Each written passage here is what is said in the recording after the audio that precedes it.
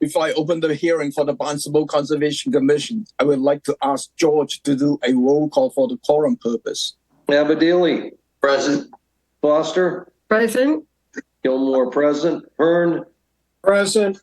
Lee. Present. Sampool. Present. Hagney. Present. Administrator Darcy Carley. Present. Staff member Kim Kavanaugh. Present. We are all here and you have a quorum. It's all yours. Thank you. Acting under the provisions of Mass General Law, Chapter 131, Section 40, and Chapter 237 of the Code of Town of Barnstable, the Barnstable Conservation Commission will hold a public hearing on Tuesday, August the 8th, 2023, at 6:30 p.m. for the applications of Richard F. and Jennifer B. Gallagher. The hearing will be held remotely as televised on Channel 18. The plans and application are on file and may be reviewed by scheduling an appointment by sending email request to Darcy Curley at 230 South Street, Highness. This meeting is being recorded and transmitted by the Information Technology Department of the Town of Barnstable on Channel 18. Under Mass General Law, Chapter 38, Section 20, anyone else desiring to make such a recording or transmissions, please let Channel 18 or I know. Hearing none. This evening's hearing agenda is posted on the town's website. On the agenda next to each application is the amount owed to the Town of Barnstable for the cost of advertisement. Please send your checks to Conservation Division at 230 South Street before the hearing. Remote participation. The Conservation Commission's public hearing will be held by remote participation as a result of an act extending certain COVID-19 measures adopted during the state of emergency signed by the governor on March 29, 2023, suspending certain provisions of the open meeting law. Remote public access hearing shall be provided in the following manner. 1. The hearing will be televised via Channel 18.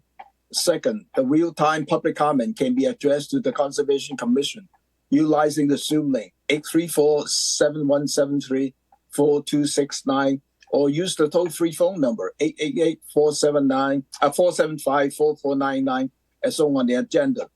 Third, the public can also email the comment to darcy.curley@town.barnstable.ma.us at least 8 hours prior to the hearing.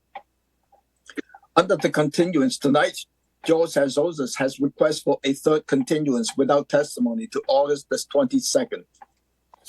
We have one RDA, Richard F. and Jennifer B. Gallagher, to rebuild existing fixed piers and embankments, stairs, and reconstruct in kind with new material at 611 Sandwood Road, Contour, as shown in Assessors Map 007, Parcel 005. Chris? For the record, Mr. Chairman, I will be recusing myself from this hearing. Thank you, George. Chris? Keep getting muted. I'm here. Do you hear me? Yes.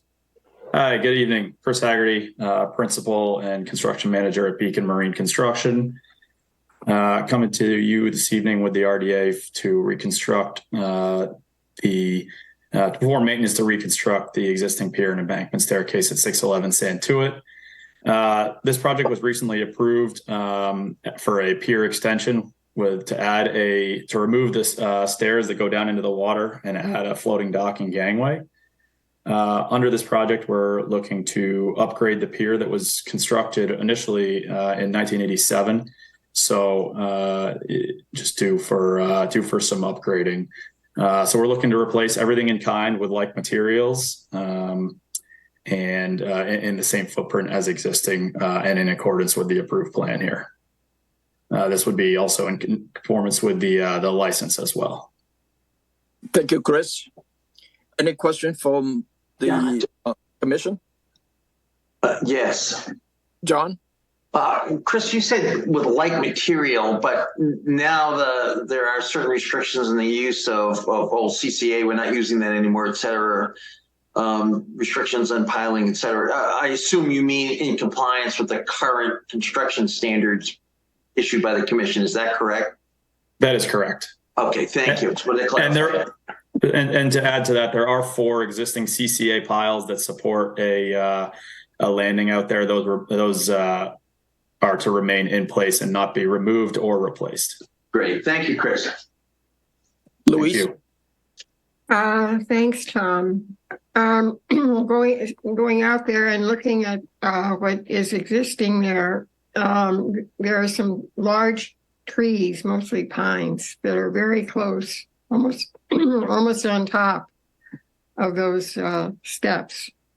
So, are you going to have to remove any trees? No, we don't anticipate on having to remove any trees. Like I said, we plan to go right back in the same footprint, more or less one for one. So if the existing pathway is free and clear that allows the current staircase to pass through, then we'll be able to put the new staircase right in the same place.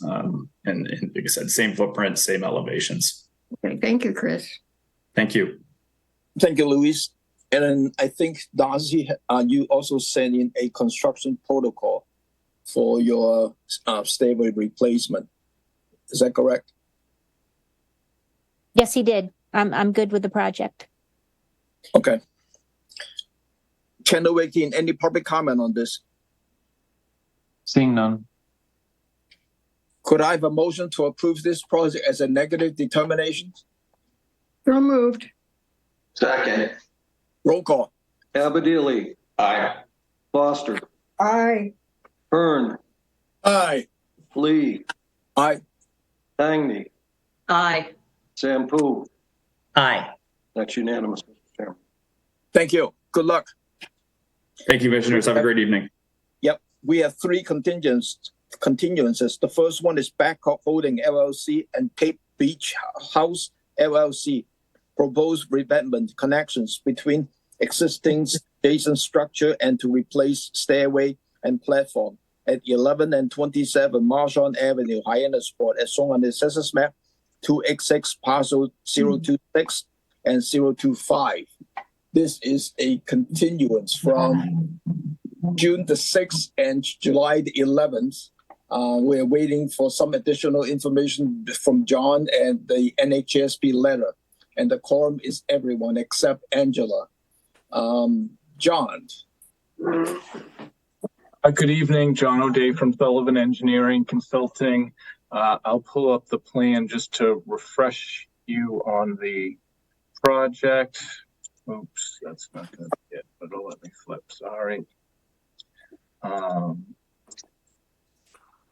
the plan should be up now. Again, this is a project that's proposing to just connect an existing revetment along our western portion of our property and a revetment on the property to the east. When we were before you, I think that there was a general consensus that there is no alternative other than a revetment here. But there was some question about maybe the configuration of it. We had proposed to connect kind of following the general face of the shoreline, creating a smooth face between the adjacent structures. And I think about half of the commission, give or take, was understanding of that. I did understand that, this is a little bit of a unique situation. And so maybe the other half of the commission was looking for a third opinion of the layout as we've proposed.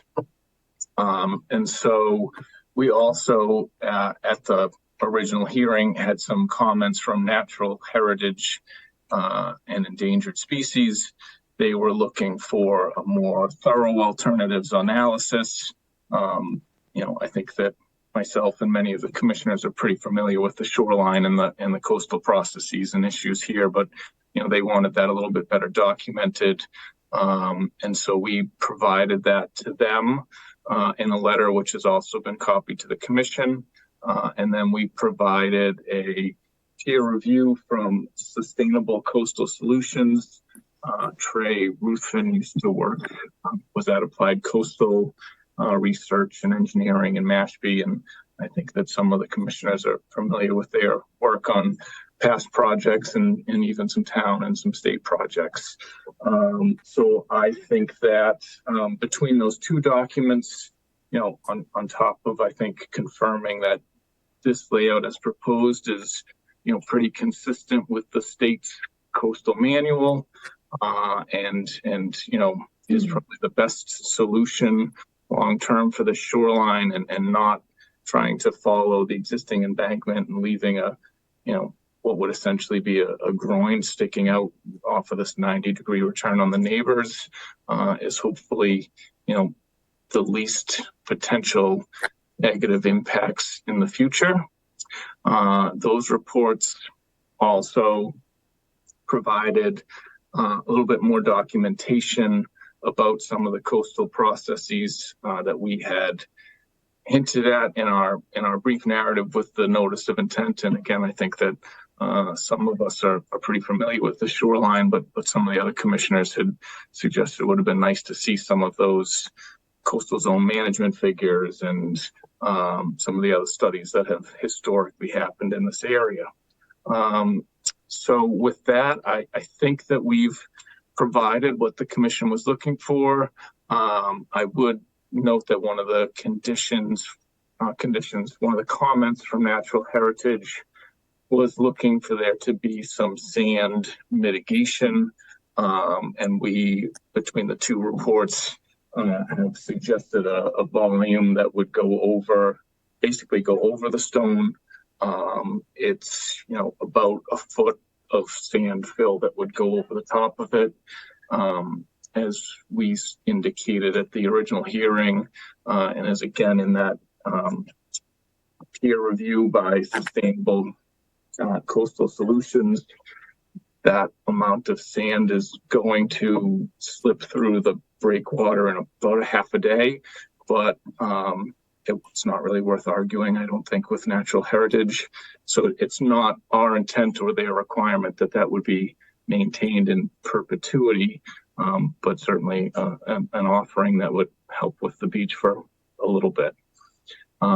So we will ultimately still be waiting to get their final conditions on this project, but we're here tonight just with this update and to see if the commission had any further comments. Thank you, John. Any question from the commissioner on the third-party review? John? No, John Adair, I think you supplied everything we asked for and certainly convinced me. I just want to confirm that area from the top of Coastal Bank to where the new revetment is going, you're going to re-landscape that. I think you said that in your first meeting. Is that correct? That's true, yes. Okay, thank you. That's it. Other than that, you convinced me this is a good plan. Thank you, John. Louise? Yeah, I agree. It is a good plan. I thought however, there was going to be a planting plan because stabilization of that area is really important, and we're depending on plants to do that for us. Do you have a planting plan? Excuse me, Louise, you mean in the area? I was just asking about that. Yeah. In that area. Yeah. Good question. Yeah. I mean, it's. We have not put together a planting plan. I think that's certainly something that we could do of coming up with some native plantings and grasses and netting to make sure that that's adequately protected and allowed to naturalize and stabilize itself. And again, where Natural Heritage is probably going to be conditioning that we supply some sediment on top of this revetment. I think that maybe that could be incorporated into a complete revised plan, if that's acceptable. So you're going to bring it back to us, or you're going to have Darcy look at it and hopefully feel comfortable with it, or what's your plan? I would be comfortable coming up with a planting plan with Darcy if the commission is. Darcy, are you okay with that? Yes, he's going to have to come back anyway, so I'm good with that. Yep. Well, if he's coming back anyway, he may as well bring a planning plan, right? I think you should at least bring a draft of the planting plans to us on the next time when we have when the next continuance, when we are still waiting for the NHGSB letter. Okay, sounds good. Thank you, John. Any other question from the commissioner? I like the report. I spent the weekend looking at the report. I thank you for the third party review, and I agree completely with that. George, did you get a chance to look at that? Yes, I did. No, I'm all on board with it. Okay. So John, do you want to continue this to August the 22nd, waiting for the NHGSP letter? I think that NHESP was going to be done on I think that they gave themselves to the 20-something of this month for their review. Is there an earlier meeting in August if it's, hopefully just accepting their conditions, or if it was August 20, wait, did you say August or September? I said August 22nd. If it is not enough time, I can go to September the 5th. We would love to get the approval as soon as possible so that we could start lining up contractors with an order of conditions. So if we can take a slot on the 22nd, it's 2 days out of their commitment, but maybe it shows up a day or two early. That would be great. Yeah, but you still need to work on the planting plan for that area. So that is important too. So keep that in mind. Okay. 10:18, any public comment on this? Seeing none. Could I have a motion to continue this to August the 22nd? So moved. Second. Roll call. Abadili. Aye. Foster. Aye. Gilmore, aye. Hearn. Aye. Lee. Aye. Sampu. Aye. That's unanimous. Thank you. Good luck, John. Thank you very much. The second continuance is George Hasiotis proposed landscaping improvement, including resource area enhancements, deck and patio reconstructions and reconfigurations, driveway improvement and fencing at 309 Long Beach Road, Sandyville, as shown on the Assessors Map 185, Parcel 035. This is a continuance from July the 25th and August the 1st, waiting for the issuance of the NHGSP letter. So far, we have not received that. So the applicant has requested for a third continuance without testimony to August the 22nd solely for the NHGSP letter. Could I have a motion? Moved. Could I have a motion to continue this applications with So moved. third continuance without testimony to August the 22nd? So moved. Second. Roll call. Before we vote, Mr. Chairman, I think Angela's cannot vote on this. Is that correct? No, I am on You this are on one. this one? Okay, thank you. Yeah, she is. So Abadili, Aye. Foster, Aye. Gilmore, aye. Hearn, Aye. Lee, Aye. Tangney, Aye. Sampu. Aye. That's unanimous. Thank you. Good luck. The last continuance of the evening is Park City Wind LLC proposed installation of two 275 kilowatt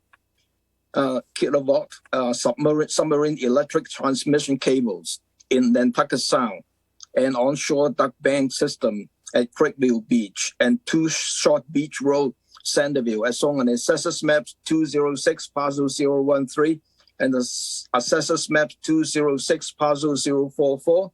This is a continuance from July the 11th without testimony. Before I start and give it to the applicants, I just want to mention a couple of things here. We have received at least 15 comments in the file, and totally there's if I count it right, it's pretty much maybe 10 against and 4 support. I'm not going to read the letter, but I just want to mention that the name of who submitted the comments: Bob Schultz, Joanne Harder, Thomas Drake, Martha Drake, Gary Conway, Greg Gertie, Joanne Connor, Jim and Molly Sprouts, Holly Cousins Johnston, Andrew Godley from APCC, Jennifer Lynch, Kate Gulliver, Robert Wagner, George Backrack, Dorothy Sabathurst of Cape Cod Climate Change Cooperative. And also, I just want to mention the conservation in front of us. This application, we can only review this under the State Wetland Protection Act and the local wetland protection ordinances. This means that, land under the water bodies and waterway, and the 100-foot buffer of the wetland resource area and the coastal dune, such as the coastal dune, and 200 feet of the riverfront area. Majority of the cable is outside of our jurisdiction, so we cannot really decide or make any recommendation of which way is the best way to do it. And also, I know some of the comment is talking about the DCPC, which is not within the Concom jurisdictions. One other thing I just want to mention, as a general rule under the State Wetland Protection Act, any continuance has to be come out from the applicants. The Conservation Commission cannot unilaterally continuance any applications for the RDA and NOI, because we have lost some. This would be a ground for losing any court challenges. So we have been very careful, advised by the town legal for that. Jack, who is going to do the presentations? We have three people that'll be presenting for the project tonight, Mr. Chairman. Patrick Johnson will be providing some introductory comments. Then Holly Johnson will be speaking to the offshore components, and I'll finish up with the onshore transmission system. We also have a small group of subject experts that are available to answer any questions of the commissioners or the public after our presentation. Thank you. Patrick? Thank you, Mr. Chairman. And to the commissioners, thank you for having us here tonight, putting us on the agenda. Just as Jack said, I just wanted to introduce a few of the other folks who will be presenting with us here tonight. And then I'll start sharing my screen. So as Jack mentioned, he and myself and Holly Carlson Johnston will do the presentation. A few other folks are available for the Q&A. Ken Fitzgerald, who is our engineering expert from the Stantec firm for any engineering questions. Chris Long from Gradient is with us. Chris, any questions on magnetic fields relative to the projects? Chris is our expert on that. Ken Kimmel, our Vice President of Offshore Wind Development, is here tonight. Liz Johnson, who's the project manager for Park City Wind.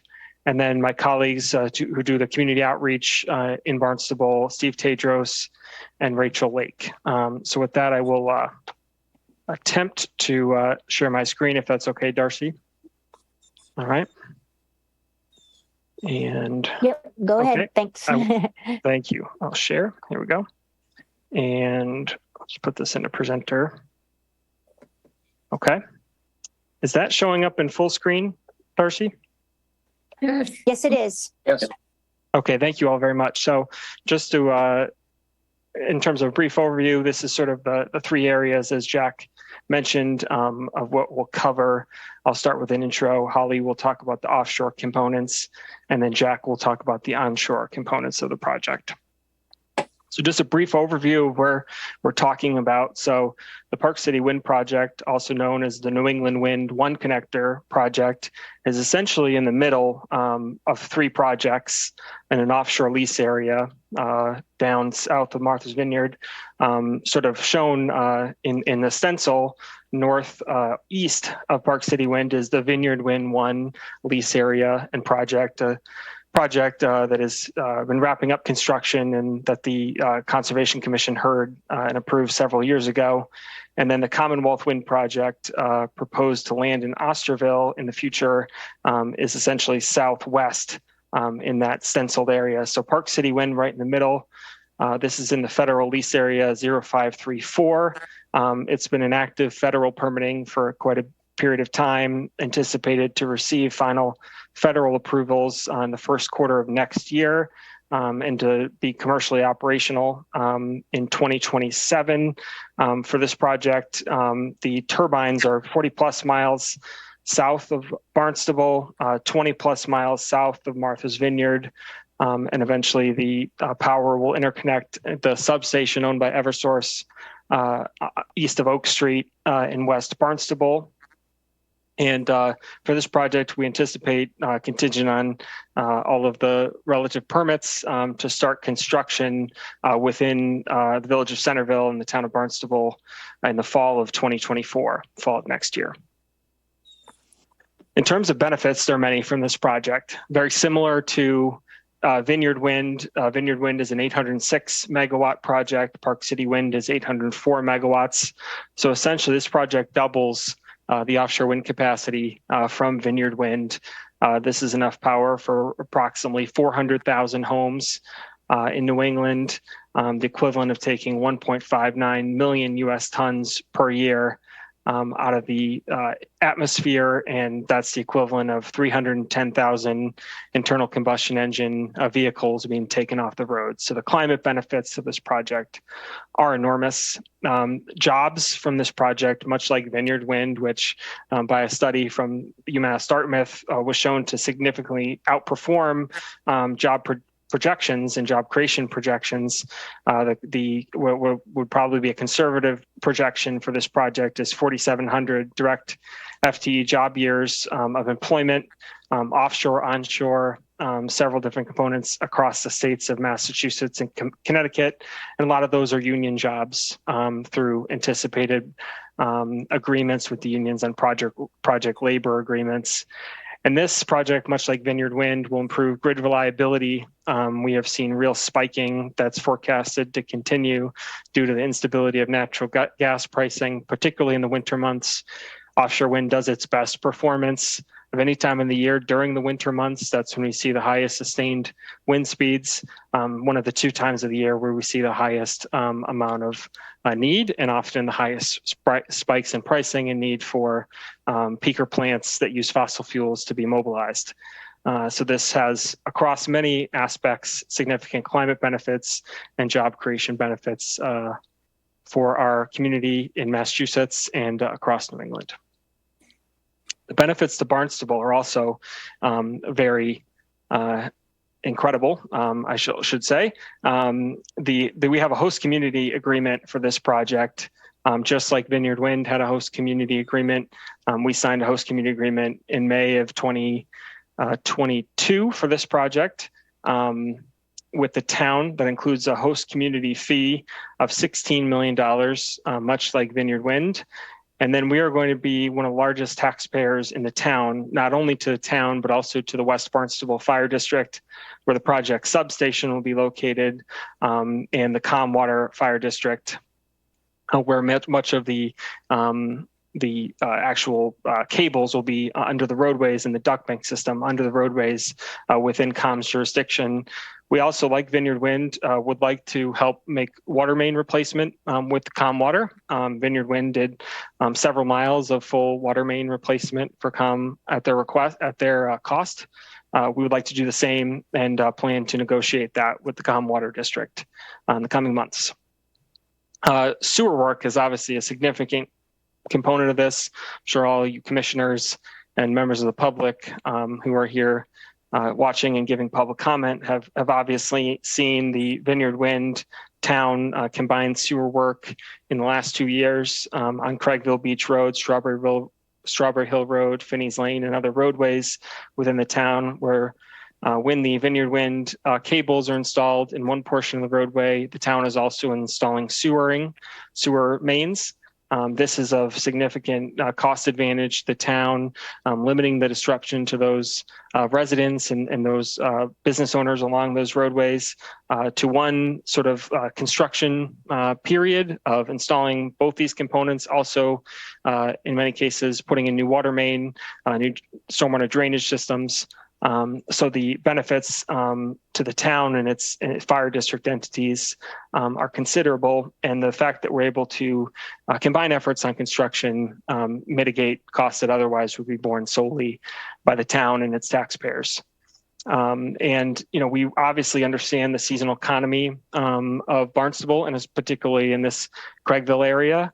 And the demand for utilizing these beautiful, pristine beaches. So this work is only being done and proposed on the roadways and in the parking lot for the relevant beaches we're discussing here during the non-summer months. And that'll be the case for this work proposed in the west end of the Craigville Beach parking lot.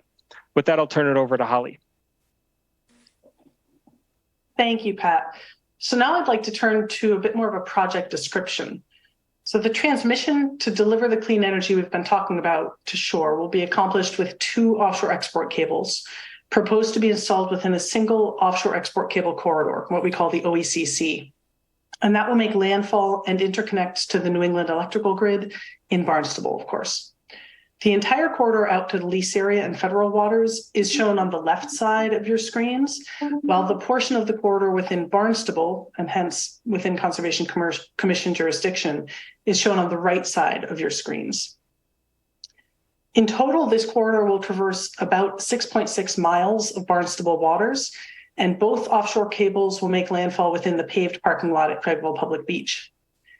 This corridor probably looks familiar to many of you. It is the same as was defined for Vineyard Wind Connector, just with some widening along its margins to accommodate anchoring. The state's ocean management plan encourages the use of common corridors for infrastructure such as offshore cables. And I'd like to read you just a very brief excerpt from that plan. This is a quote. "The intent of the ocean plan is to minimize the cumulative impact of future development by requiring that linear infrastructure be co-located within common or adjacent corridors to the maximum extent practicable, with allowances for sufficient space between projects for necessary operations and maintenance," end quote. So the proposed project, by utilizing a common corridor that's already been evaluated by multiple regulatory bodies as a favorable route that both avoids and minimizes impacts, is consistent with this approach in the state's ocean management plan.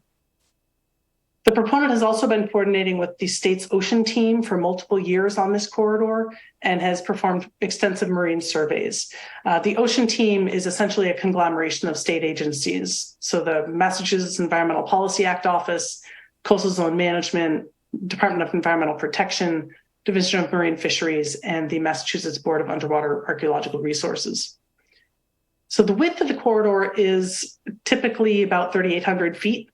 But it's important to note that the 2 offshore export cables are only about 10 inches in diameter, and the direct trenching impact from installation of each cable is about 1 meter or just over 3.3 feet wide for each of those cables.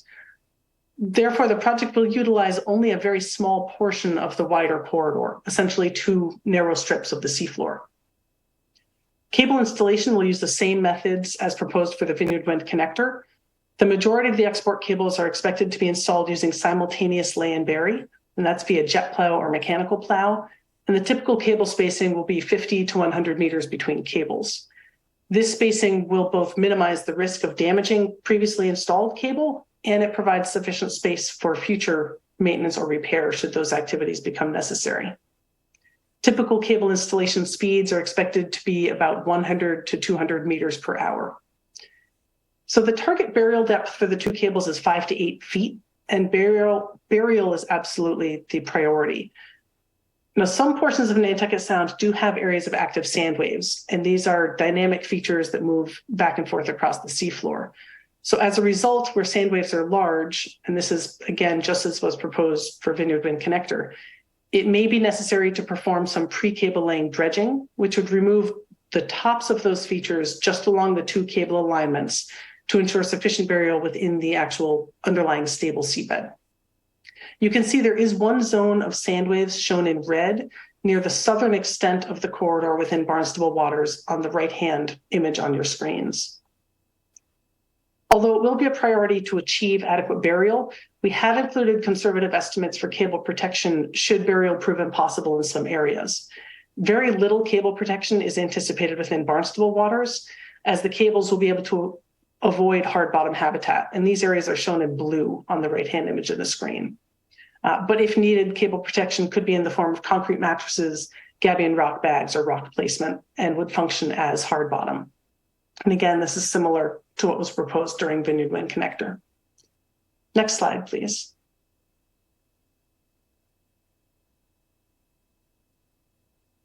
So now we'd like to zoom in a bit and show you some more detail. So this figure shows the landfall site at the paved parking lot for Craigville Public Beach on the right side of your screens, of course.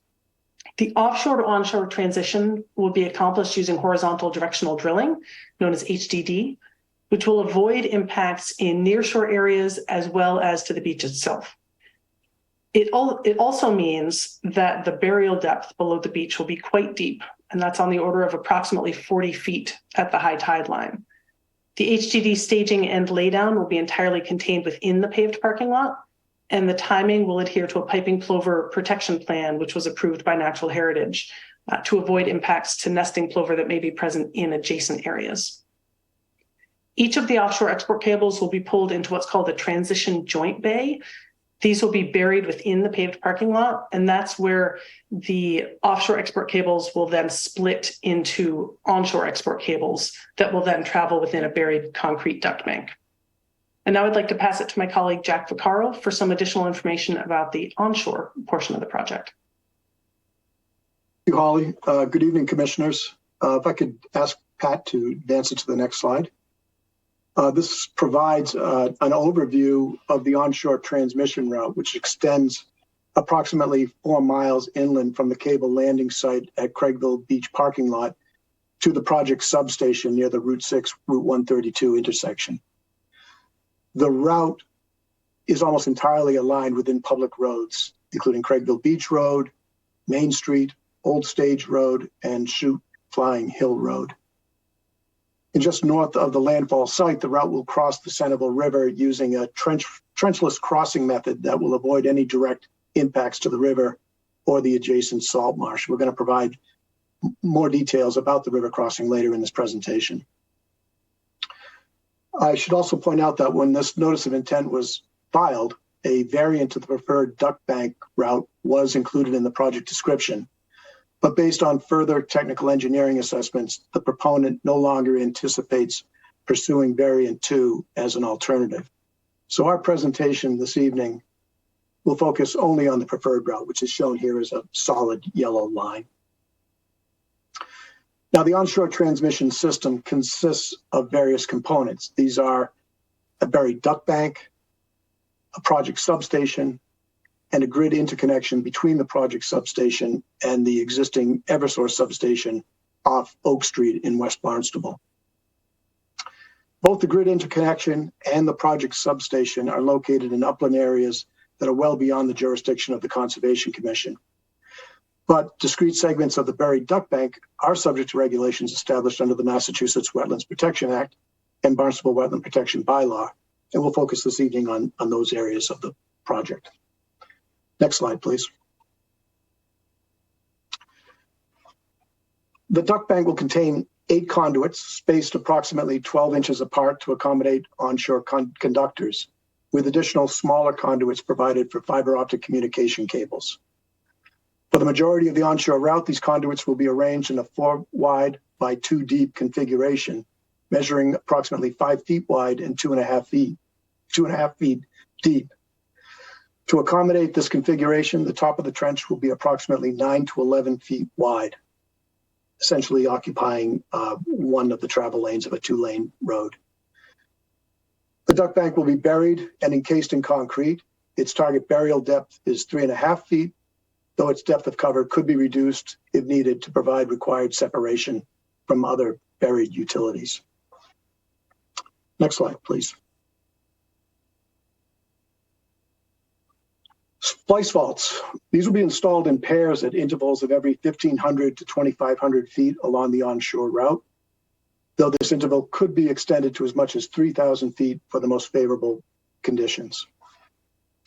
At each of these locations, the trench area will be expanded to a width of approximately 20 feet to accommodate the splice vault pair. Only the transition vaults on the north side of the Centerville River will be installed within the jurisdiction of the Conservation Commission. All others will be located over 100 feet from the nearest wetland resource areas. Next slide, please. So with respect to wetland resources located along the transmission route, there are really just 2 areas of interest. First segment of the duct bank that is located along Chute Flying Hill Road in the vicinity of Aquacket Lake, that's at the red rectangle in the northern part of the graphic. And the second area occurs at the southern end of the system where work within previously disturbed coastal resource areas and their buffer zones is required. Next slide, please.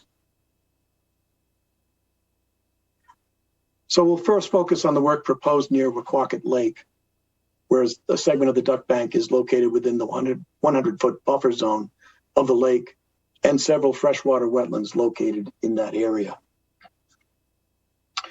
As elsewhere, the duck bank at this location will be installed beneath the pavement of Shoe Flying Hill Road, with the trench excavation area being closed at the end of each workday. The work will be conducted in a manner so as to reduce the potential for any adverse impacts to the resource areas during construction, and with post-construction measures implemented to stabilize any disturbed areas. Now, as a utility project located only within buffer zones, the duck bank installation in this area is considered a minor project and is exempt from the regulations established under the Massachusetts Wetlands Protection Act. However, the Barnstable Conservation Commission retains jurisdiction over work in this area under the local wetland protection bylaw. Next slide, please.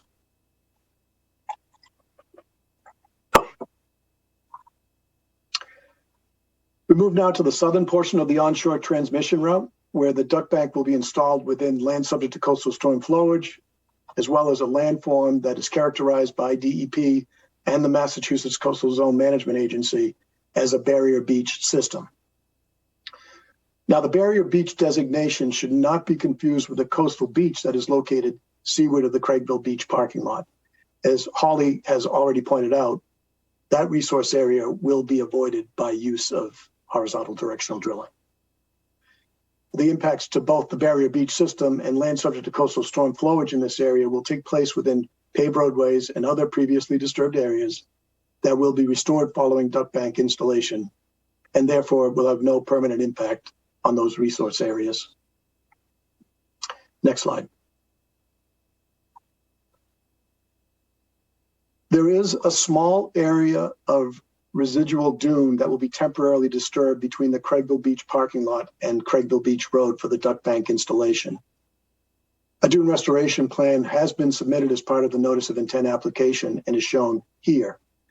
The green shaded area represents the approximately 420 square foot area that will be temporarily disturbed for duck bank installation and will be restored with clean, compatible sand and replanted with American beach grass. The photo at the lower left, which was taken in mid-April of this year, shows a similar dune restoration that was completed at Covell's Beach for the Vineyard Wind Connector duck bank installation. This photo was taken approximately 2 months after the dune was replanted. Next slide, please.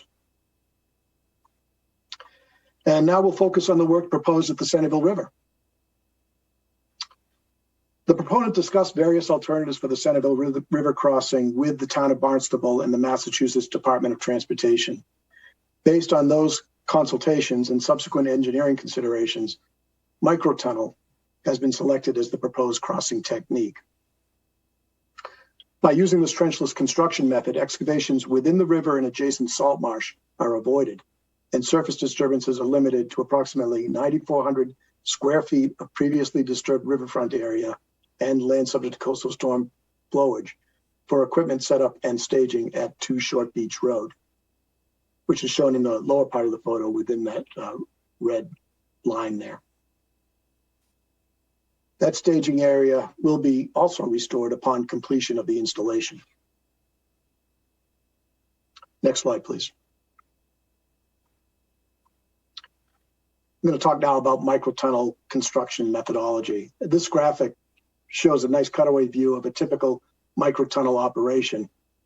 And though it depicts its usage in an urban setting, it is shown here because it provides a good, clear illustration of a typical microtunnel setup.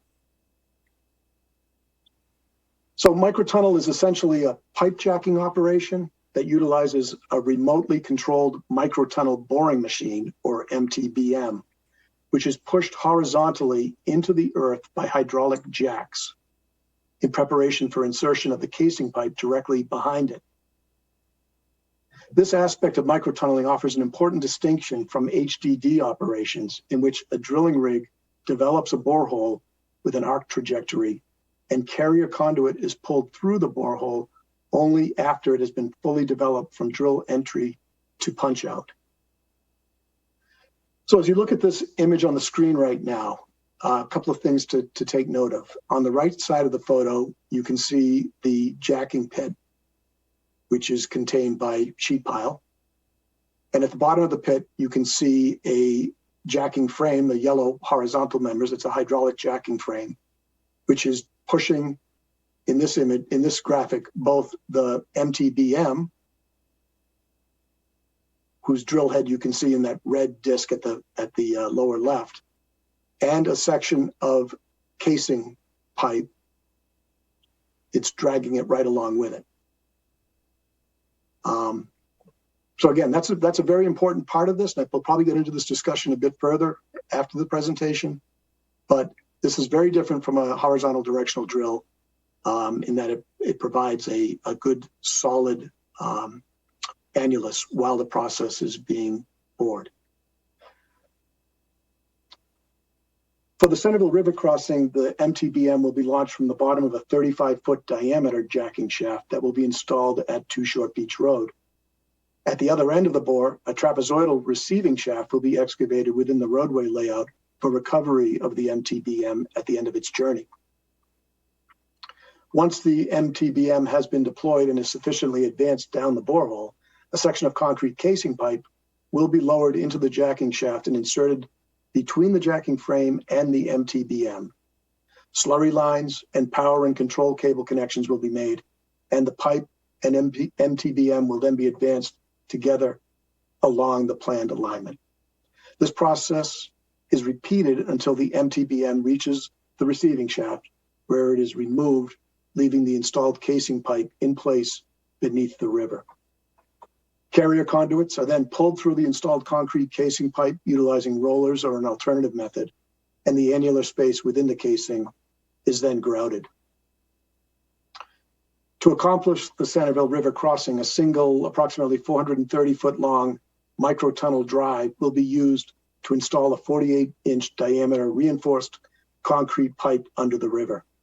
The concrete pipe will house 8 8-inch diameter flexible PVC power conduits and 3 2-inch HDPE conduits for communication and ground cables, as well as a number of grout lines. A minimum separation of 10 feet between the top of the casing and the bottom of the Centerville River is provided in the microtunnel design. Next slide, please.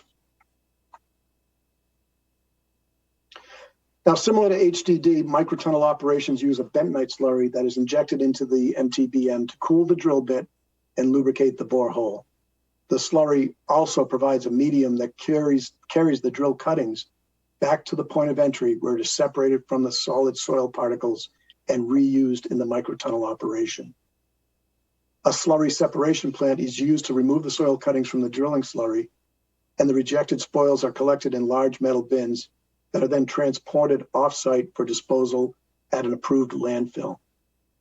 The contractor will be required to test the spoils prior to disposal to confirm that the appropriate landfill is used. Due to space constraints at the microtunnel staging area, it is anticipated that bins containing the spoils might be temporarily staged at the Craigville Beach parking lot prior to transport for disposal. Next slide. The 35-foot diameter jacking shaft will be watertight, but some amount of groundwater seepage into the shaft must be anticipated. So some pumps will be used during the tunneling operation to prevent that seepage from accumulating in the jacking shaft. Water gathered from the shaft by the dewatering system will be discharged at an upland location using on-site storage and appropriate filtering apparatus. The dewatering system will be monitored daily for turbidity as required under the EPA Construction General Permit, and any use of catch basins for the discharge of water will require town approval. Next slide. Now, when the microtunneling and cable installation work is successfully completed, the site will be restored to a natural state with native plantings. While it is the applicant's intention to preserve the parcel as open space, The exact means of preservation have not yet been formalized. Regardless, Avangrid is committed to working with its neighbors on Short Beach Road so that the future use and management of the property is satisfactory. The site restoration plan displayed on the screen now provides a depiction of the planting scheme for the restored staging area. The plan emphasizes the use of native plants that are known to attract monarch butterflies and other desirable pollinators.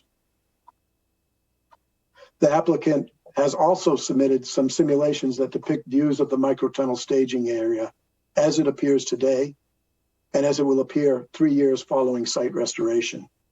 I'm going to now share with you 2 of these simulations before wrapping up our presentation. Next slide. This first simulation shows a view today from a point near the intersection of Craigville Beach Road and Short Beach Road. And next slide. And here is the same view angle of the site showing it after the restoration is completed. Again, this is reflecting the growth of the native plantings after 3 years. Next slide. Here's a view of the property, current view of the property from the top of the bridge. And lastly, the same view angle following site restoration.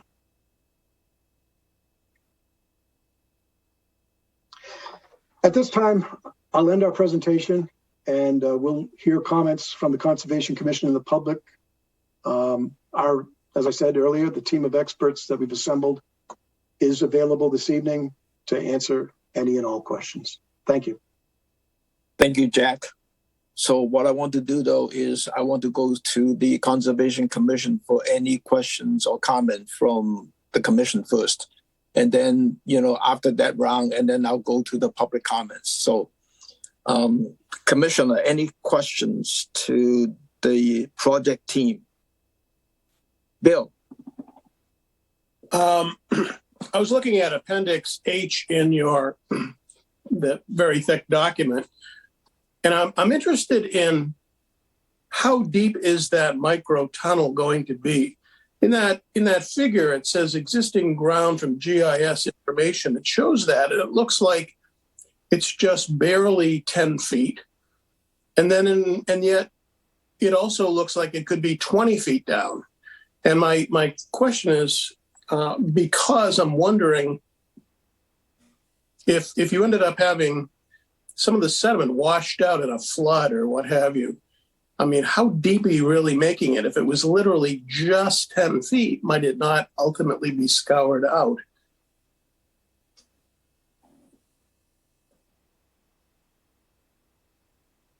Good question, Bill. I'll point out that the minimum depth of cover at the bottom of the Centerville River is 10 feet. And I think I'll ask Ken Fitzgerald from Stantec to address your question about the potential for scour significantly reducing that amount of cover. Yeah, that's not really, thank you for the question. We're really not anticipating that. As Jack had indicated, the minimum depth of cover below the seabed at low tide is 10 feet. So certainly beyond the low tide mark, as the tide starts rising, the depth of water will be greater. But we don't anticipate any degree of scour. This technology of microtunnel has been around a long time. It's been used in very similar applications.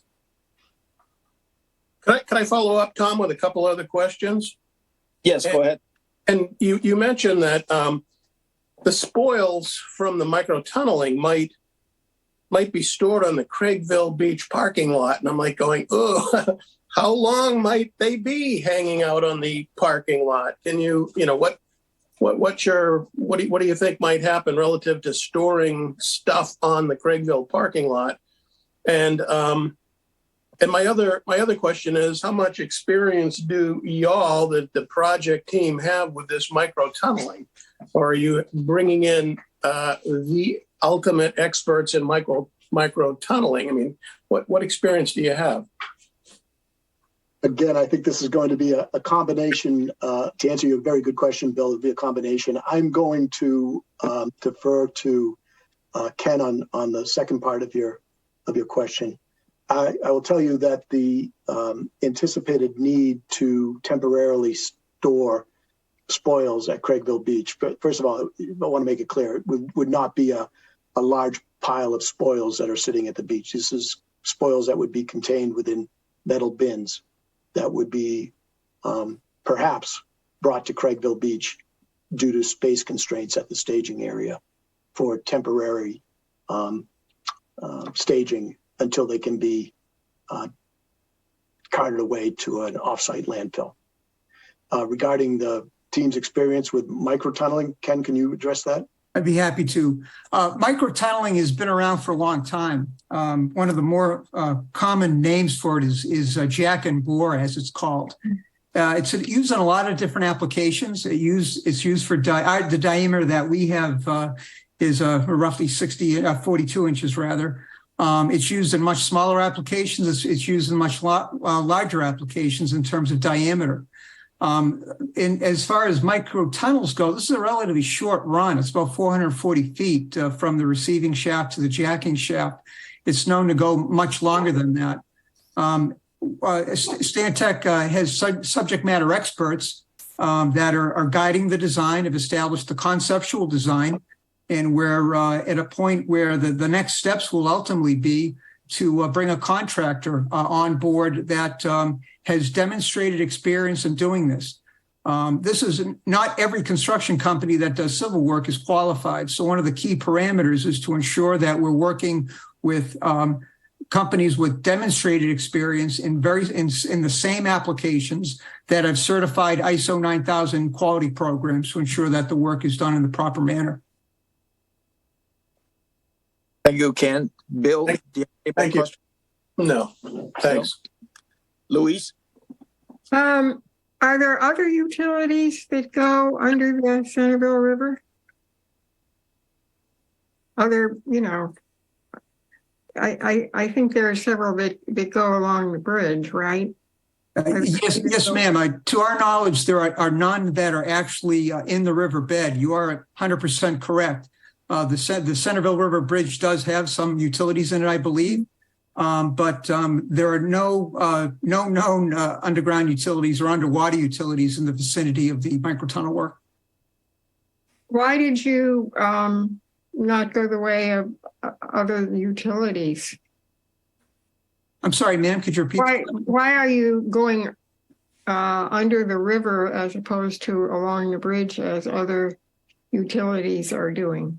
Maybe Holly, you could jump in. We had looked at several alternatives for this. One of them was basically putting from a very high level conceptual point of view, is trying to supplement the bridge to basically include a utility rack, and that ultimately was not selected. Holly, maybe you know some of the reasons.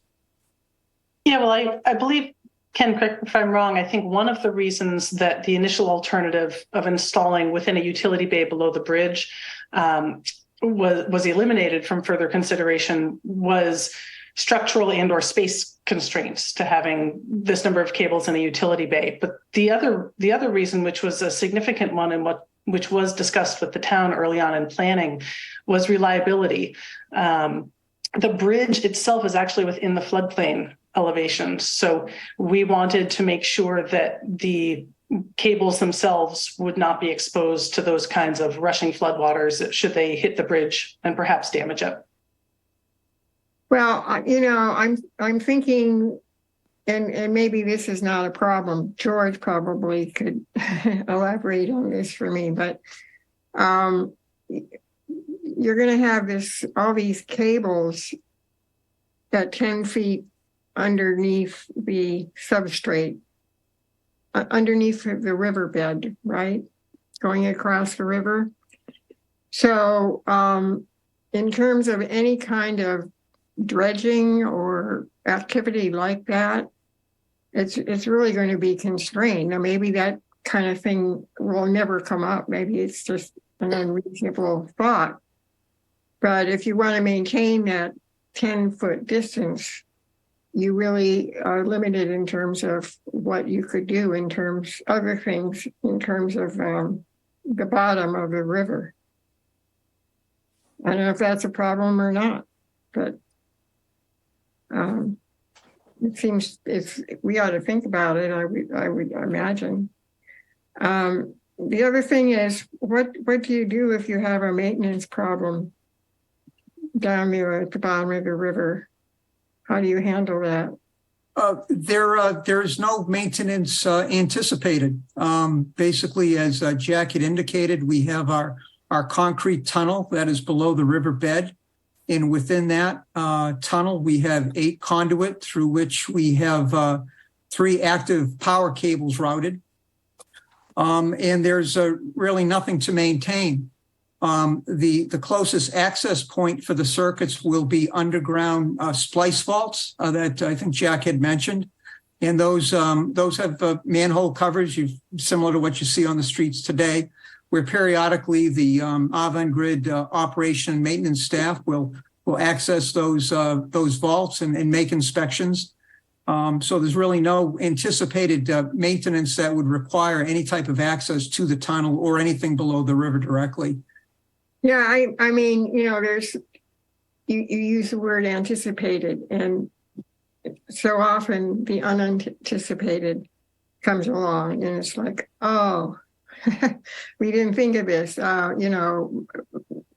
Micro leakage in the encasement of your cables, that over some years there's erosion. I mean, I have no idea, but it just seems to me that there could be some problems in terms of having to deal with working under, well, it's probably the same thing as you're traveling under the ocean. But right. Well, actually, ma'am, we're not concerned about leakage. The cables themselves are designed for submarine service. So the cables are designed to operate underwater successfully.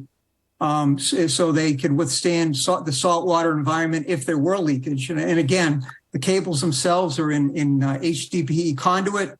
It's in a grout-filled tunnel that's underneath the seabed. So any type of water infiltration is no concern at all, and nor is it anticipated. Thank you very much. Thank you. Angela? Yeah, along the same lines as Bill, I understand the conceptual design and modeling, but I didn't hear the answer to have they ever micro-tunneled under a body of water like the Centerville River? And if so, where, when, who did it? I didn't hear that answer. And the second one was I'm unclear of where this is actually coming up on the other side. Where is the receiving shaft actually on this map coming up? Those are my two. Yes, ma'am. The answer to your question is yes, this has been done under bodies of water. We'll have to get back to you with some specific examples. I just don't have those available. I think we could take that as an action item and get back with you. Regarding your second question, I think we acknowledge that the jacking shaft is located at 2 Short Beach Road. The receiving shaft is just going to be on the other side of the bridge in the road right-of-way just north of the river. Thank you, Pat. Yeah. That trapezoidal figure that you could see in red, that's the location of the receiving shaft. Is that the one where we're concerned with there possibly being a gas line run?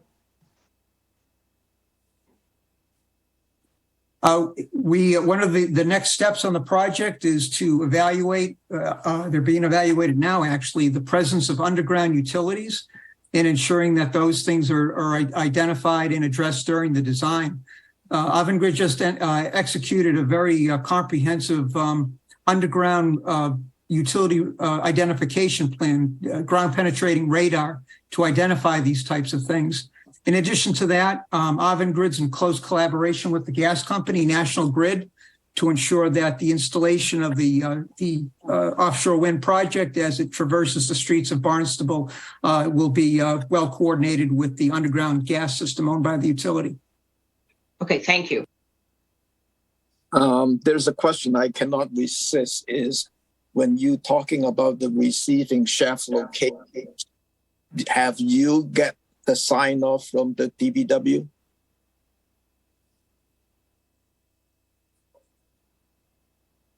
One of the things that's been very challenging about this project, Mr. Chairman, is the coordination that's been taking place between the town and Avangrid. as it's been pointed out, there's two projects in play here. There's the town sewer project and the duct bank, or the onshore transmission system. And those two projects have to play together kind of in the same sandbox. And so, yes, the location of the receiving pit has been communicated to the town, and they're aware of it in designing their sewer system as well. Yeah, there's a very intense and very well coordinated design effort going on right now. It's been going for a while between the duct bank design and the underground sewer system. There are frequent meetings with Avangrid and with the DPW to coordinate the designs. I think there was a joint walk down just last week on some of the specific technical issues associated with vault placement, I believe. So it's a very, very well coordinated effort. And as Pat had indicated, there's a lot of commonality, a lot of the things that Avangrid is doing from an engineering and investigation perspective is of great benefit to the sewer project. Yeah. I understand that. I know the locations of the receiving shaft is outside the 200-foot as well. But I just want to make sure that you're proposing the work in the roadway or the right-of-way stuff, the town should sign off, at least some kind of sign off on that, because by blocking during the construction during the constructions, you'll be block off half of the road, maybe a lane of the road, 2 lane, so then you're restricting the traffic. So that becomes a concern to the neighbor as well. But that's only my concern. I cannot resist. I just want to flow it out there. So, well, if I may, do not anticipate a road closure of Craigville Beach Road. Acknowledging your point, Mr. Lee, that there would be likely 1 lane closed, but the intention is to keep the road open and not close it. Sorry, Pat. I did just want to confirm, Mr. Chairman, that as Ken alluded to, we had a walkthrough actually last Tuesday morning, the first, with DPW, our team, and Stantec, respective engineers. So we spent quite a bit of time at this particular location. So yes, we're not only looking at a paper, looking at a person across our teams. So it's I can confirm that we spent quite a bit of time with the gas line, potential relocation needs for that National Grid gas line, telephone poles nearby, et cetera. There's quite a bit of coordination with DPW on that. Thank you. George? Thank you, Mr. Chairman. Could somebody speak to potential effects of the electromagnetic fields? Yes, we do have with us this evening Chris Long from Gradient Corporation, who is an expert in that field. Chris, can you address that issue? Yes, I can. Is the concern related to, for example, the microtunneling of the Centerville River and potential impacts to ecosystems? Yes. Sure. I understand that those concerns have been raised, but there are several reasons why the available science does not support likely harms from electric and magnetic fields from the project cables to ecosystems in the Centerville River and the adjacent wetlands in the area of the proposed microtunnel crossing. First, as has already been discussed, the microtunnel is to be at depth beneath the river bottom, specifically a minimum of 10 feet below the river bottom has been discussed. And generally, it's going to be even deeper beneath the wetlands, up to 24 feet below the ground surface. This is important from a magnetic field perspective because magnetic fields drop off very rapidly with distance from the cables. Meaning that magnetic field levels at the river bottom and within the water column of the river will be significantly lower than magnetic fields directly outside the microtunnel. So, I mean, there will only be small and highly limited magnetic field impacts on the river bottom and in the wetlands for localized areas above the microtunnel, resulting in low exposure potential to magnetic fields from the cables. For various wildlife species. Next, another thing to note is that the microtunnel design, where the cables for the 2 circuits will be arranged within a single pipe, that design will promote self-cancellation and the more rapid drop-off of magnetic fields as you move both vertically and horizontally away from the microtunnel and the location of the cables. Another important thing to note is that we're talking about 60 hertz alternating current transmission. As a result, the magnetic fields are time varying. They have a frequency of 60 hertz corresponding to the AC transmission. This is important because this is different from the steady magnetic fields such as those from the Earth's geomagnetic field that some marine species can detect and respond to. So there is a difference between the magnetic fields associated with these cables and the Earth's steady magnetic field. And overall, there's a lack of scientific evidence that the 60 hertz alternating current magnetic fields that will be emitted from the cables will be detectable by marine species, let alone contribute to harmful population or ecosystem level impacts. In other words, there's no well-accepted evidence of harmful impacts of power frequency EMFs from buried submarine cables to marine life. Thank you. And then just one other follow-up. To the best of my knowledge, that section of the Centerville River has never been dredged, and I'm sure never will be, but I'm assuming that, your 10 foot of cover is going to remain 10 feet of cover. Thanks, George. Let me go to John before I go back to Bill. John? Sorry, Commissioner Lee, could I interrupt for a moment? I just want to remind the members of the public that this is the time for commissioners to speak. If you could please not keep raising your hand, we will get to the public comment when it is time. Thank you. Thank you. John? John, unmute yourself. Sorry for that, Tom. Thank you. I've got a lot of years of education, but none in this area. So I have spent many hours trying to read through this and understand it and do some research. So if I ask some questions, I apologize if they're stupid questions, but here it goes. You talk about hard bottom in the southern area where it enters into Barnstable jurisdiction, and you talk about temporary impacts, whether it is a complex seafloor or bed forms are unavoidable. First question I would ask, and I do have several questions, Tom, but the first question is, what are those temporary impacts and how do you minimize those impacts or correct them afterwards where you do hit a hard bottom? Sure, John. So I'm happy to respond to your question. I may have colleagues who'd like to jump in as well, but just to clarify, that area that was shown in red at the southern extent of the corridor within Barnstable waters, that actually represents an area of complex bottom. So it's an area of sand waves, not of hard bottom habitat. And there are some critical differences there. So the sand waves are where sand wave dredging may be needed in order to ensure that the cables to be installed will actually occur in stable seabed underneath. Those features migrate back and forth. And what we're trying to avoid is a scenario where the cables are installed without sand wave dredging, and then those features migrate, leaving the cable exposed on the seabed. Because those features are mobile, after cable installation, the tidal and wave forces will continue to rework those sediments, and those sand waves will reform, but the cable will already be buried underneath.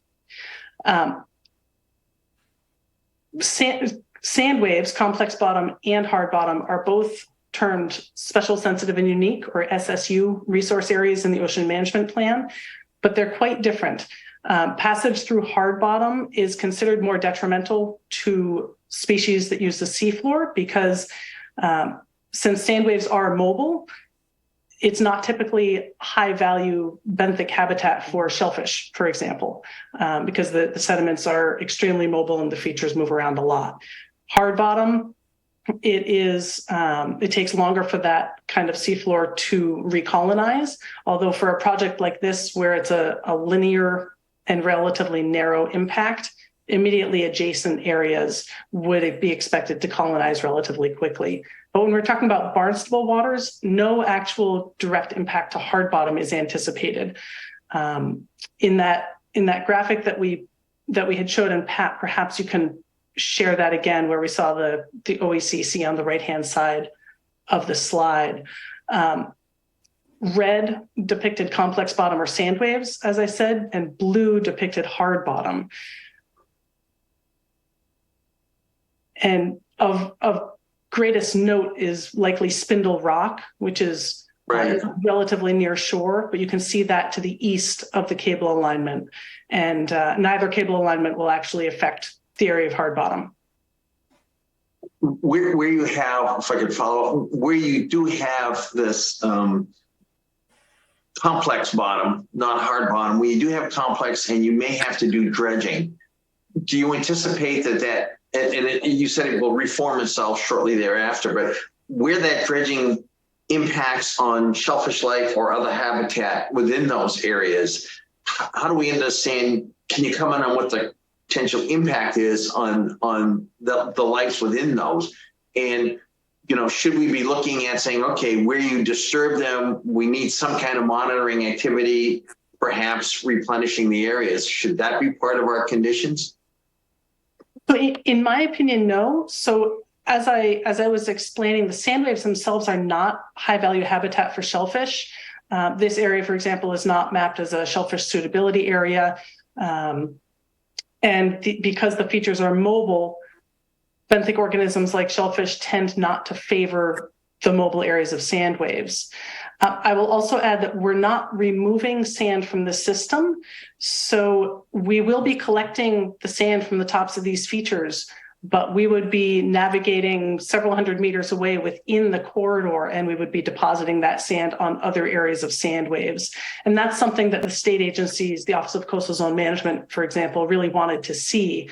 They didn't want to see sand being removed from the system, but rather acknowledge that this is an active area of sediment transport, and that keeping the sand in the system, these sand waves would reform and cover the area following cable installation.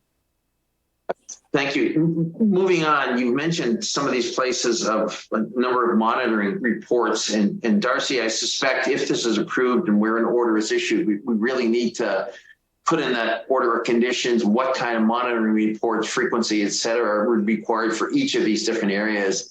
I tried to do that because you mentioned in the application a number of monitoring reports that you're going to submit, but somewhere I think it would be really helpful to understand exactly what those monitoring reports are, the frequency of those monitoring reports, and to whom they go. So I'd like to see that as part of the order of conditions if an order is issued. Sure. And I think Darcy would need some help, or we would need some help in figuring out exactly when and where on each of those monitoring reports for the several different areas. Sure, and I can clarify a bit, and my colleague Hans van Lingen or Pat Johnson may want to jump in as well, but probably of primary importance would be two different types of survey reports. Geophysical surveys will be conducted during the operations and maintenance phase of the project, and those will inspect cable burial depth. Those would actually serve as built surveys as well. And Hans, correct me if I'm wrong, but those surveys would be every 3 years for a series of 3 cycles following installation, and then another survey 5 years after that.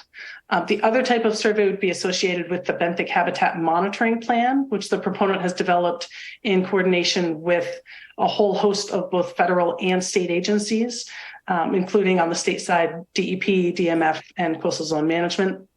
And that benthic habitat monitoring plan will document, obviously, the recovery of benthic habitat following cable installation. So those are probably the two that I'm guessing you'd like to see memorialized in your community. Absolutely, especially that one. And again, I think when Darcy works on drafting an order, if one is approved, that would clearly have to be a significant part of it, Darcy, I would think, when it comes time to it.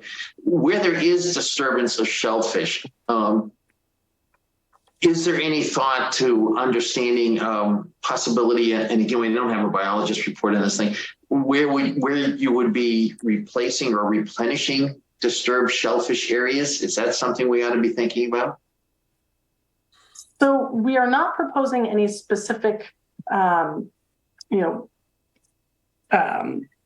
shellfish replacement or replenishment activities. Part of the reason is There will be no shellfish suitability areas affected. The other reason is for a linear project like this, there are two very narrow areas of impact and immediately adjacent habitat and populations will be available to recolonize those two areas of impact. But we're not expecting any population level impacts from a project like this. And is that report gone? Anything to add? I'm sorry. Has that report or this analysis, Tom, maybe you know, or Darcy, has this gone to Liz and Natural Resources for their input? Darcy, do you know that? Oh, but let Darcy answer the questions. So I was just going to say, I'm sorry. Yeah, for any coastal projects, they are supposed to be notified with the notice of intent, so we can look into that. Okay, thank you. Appreciate that. I'd like to go back to something I absolutely have no knowledge of. Well, I think it was Chris, EMF. You've explained that. I don't know anything about it. I plead ignorance on this. I tried to do some reading and gain some understanding. Where you have used this tunneling procedure before, under something similar to the Centerville River, you said you would come up with other examples of it, I think, in response to a question. Has there been any monitoring of the EMF impacts associated with those tunneling projects? And can you give us some evidence on that, if there is such evidence available? Chris? I mentioned some aspects of the micro tunneling that would result in expected low magnetic fields at the river bottom or within the wetlands, predominantly the depth of the micro tunnel. I'm not aware of magnetic field monitoring that has been conducted for other micro tunnel projects. However, we have performed magnetic field modeling for micro tunneling, and magnetic field modeling, they're well-established models for doing that. Obviously, the laws of physics are highly reliable. So the modeling has been well validated as being able to predict magnetic fields for different types of conductor configurations. So the modeling we've done has demonstrated that magnetic fields from micro tunneling done at depth will be low at above ground locations or at different heights and vertical distances away from the micro tunnels.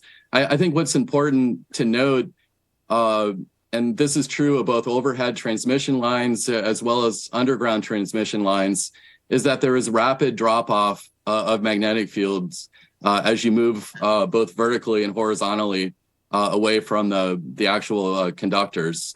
That's a very important point, so that any magnetic field impacts, if there are any, are going to be highly localized, either above an underground line or below an overhead line. I think that's an important point to emphasize. Would the fact that it's in water affect the extent of the EMF would that cause it to be less or greater because it would travel through water? I don't know. Perhaps that's a stupid question. No, that's a good question. One thing that I should have mentioned is that when we talk about EMF stands for electric and magnetic fields. One important thing for underground lines, electric fields are blocked by both the ground as well as the in this case the micro tunnel, the piping. So there are no electric fields associated with the voltage on cables when they are underground. So that's an important distinction. Magnetic fields, though, are not shielded by either the ground or by water, so that there isn't expected to be a difference. So there could be exposure to those magnetic fields, but you think it would be a minor exposure, even though it's underground and in water? Yes, I mean what's important is the depth of the micro tunnel, so that the river bottom is going to be at some distance away from the actual cables. Just a follow-up question, and again, I apologize for my ignorance in this, but if there was in fact a leakage of this magnetic field, could that not be deleterious? Can that not be harmful to the environment in the Centerville River? And if the answer to that as well, it could be, is there, or should we look at monitoring for that? If there's a way to do so. Right. I think going back to what I discussed previously is that the available science does not demonstrate that time varying magnetic fields from 60 hertz AC transmission would be detectable or potentially harmful to wildlife species. I think it's very important to distinguish the magnetic fields from 60 hertz AC transmission from those from steady or direct current transmission. Just something I probably should have shared earlier. I mean, this isn't just my opinion. I'd like to share conclusions from a 2022 report from the U.S. Offshore Wind Synthesis of Environmental Effects Research Program, the SEER program. Overall, there is no conclusive evidence that EMFs from a subsea cable creates any negative environmental effect in individuals or populations. To date, no impacts interpreted as substantially negative have been observed on electrosensitive or magnetosensitive species after exposure to EMFs from a subsea cable. Okay. Thank you. Thank you, Tom. Excuse me, Tom. I wanted to follow up for John's question. The submission checklist, it was checked off that it was sent to both Shellfish and Harbor Master. Holly Johnson and Han signed it. So Holly, can you respond to the date that you notified MEA? We can certainly look at our records on that, Darcy, and Jack Vaccaro will likely get back to you with that. Thank you. Thank you. Before I go to Bill, Chris, you mentioned that you just read a citation from that article. Can you send us a copy of that? Yes, I can. It's available on the internet, so we can provide a web address for it. Yes, thank you. Bill? Yeah, I'd just like to comment on a couple of things that I've heard in this. And what Louise was asking about the potential effects of the tunnel, the alternative of using a tunnel, and what if we needed to dredge? And I immediately thought, and George said it, well, we don't dredge there. And the reason that we don't dredge right at a bridge is it's a constriction. And you want, deposition happens in areas where there's, really slow flow. So when you're at a bridge, it seems it would be really unusual to have to dredge there. But that was my concern in my original question, which was, gee, if it's 10 feet, what if you had a super storm and the Centerville River was really high? Might if it's only 10 feet, might it, somehow be scoured out? And the answer I got was, don't worry about it. Not a concern. At 10 feet, I'm thinking it's probably okay. But if it were deeper, might that not be even better? But I don't think that dredging is an issue. The other thing I heard is I like Holly's response regarding benthic impacts. As someone who has a PhD who's been involved in regulatory work for my whole career, I'm now retired. I thought she did a good job handling that, and I am not concerned with the ocean benthic impacts. John mentioned, well, maybe there should be monitoring, and I heard her say, well, the state and everybody and their mother wants to do monitoring. And, to the extent that we are plugged in and aware and make sure that monitoring is happening, that's good. And if we have to write it up, as John suggested, as a condition, that's fine. But it might be just the same monitoring that the state and feds are looking for as well for benthic impacts. That's all I have to say. Thank you. Thank you, Bill. Pete? Well, thank you, Chairman Lee. You all know I've got a PhD in coastal biogeochemistry, biological oceanography. The cable here is getting buried on a daily basis and refilled in. Whether you have to dredge over the migrating sand waves, I think that's the only place where dredging is purportedly to take place. We don't have any hard bottom, so you're not blowing up and channeling through a bunch of rock. You're basically taking fairly firm sediment. This was my area of expertise, what I worked with in the Chesapeake Bay and Narragansett Bay, and you're burying it within a very stable environment. Again, I'm not including the sand waves. We're getting below the sand waves. So the cable coming up here to the beach, it's not going to have any effect on the benthos. The shell fishing practice of dredging for sea clams, pulling behind a fairly large vessel, 40 to 60 feet, of a very heavy steel dredge, is probably going to have more of an impact on the benthos than the laying of this cable. And we don't ask for any kind of response for the harvest of sea clams. So I see this as extraordinarily minimal impact. Again, biota on both sides of this day-long, I think each day it's covered back up. This one-day disturbance, I mean, it's like an instant repair. Much less effect, my opinion, and I could be wrong, but my opinion, much less of an effect than the dredging of shellfish via shellfishing harvests on our coastal waters with that. Another thing I'd like to go into as well is that magnetic interference with the EMF worries. Again, with the electrical, it's buried, so you don't worry about that.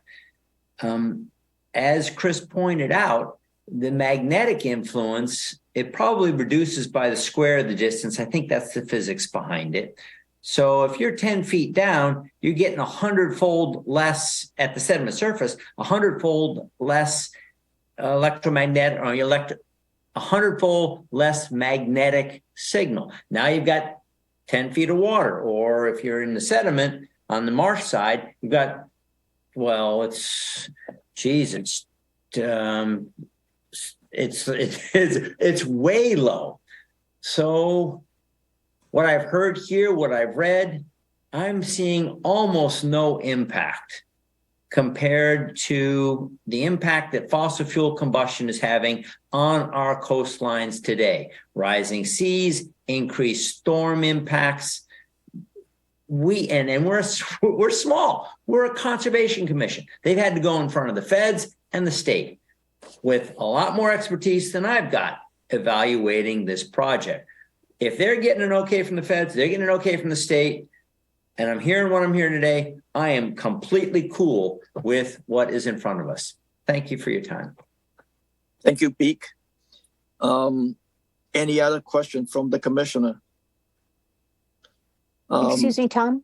Yes, Darcy. Yeah, if the commissioner done. I would just recommend for the restoration of Short Beach Road, that one we would have a monitoring reports, and I would recommend that that be implemented by a certified ecological restoration practitioner, since it appears that they would be working right down into the high marsh to reinforce it. So I would state we should have a special condition and it be completed by a CERP with 3-year monitoring. Thank you, Darcy. Jack, I have one very simple question. If you look at the NOI application itself, is kind of prepared a couple of years ago, dated a couple of years ago. So what is the current status of your applications with the Fed, with the state, and with the Cape Cod Commission? Well, Tom, regrettably, I really have to defer to Holly on that question because she's been much more involved in those applications than I have been. So, Holly? Thanks, Jack. So I can speak to the state status and the regional status for sure. So we obviously completed MEPA some time ago. We have received our Section 401 water quality certificate from Mass DEP in the late stages of Chapter 91 review with DEP as well. Cape Cod Commission, we completed that process and received our final decision from them. Trying to remember the date off the top of my head, Pat or Hans, late May? In May, yes. Yeah. Okay. with those approval, do you think that you can provide a copy of that so that we have it in the file? The other question I have is, I know the design drawing was also done a couple of years ago as a conceptual design. And as you mentioned, you're working with the DBW, so I'm sure you have some revised plans on that one. So if you have any revised plan, I think we should have those revised plans and see whether there's any changes to what you propose right now in your NOI. Point, Tom. Ken, do you want to address that?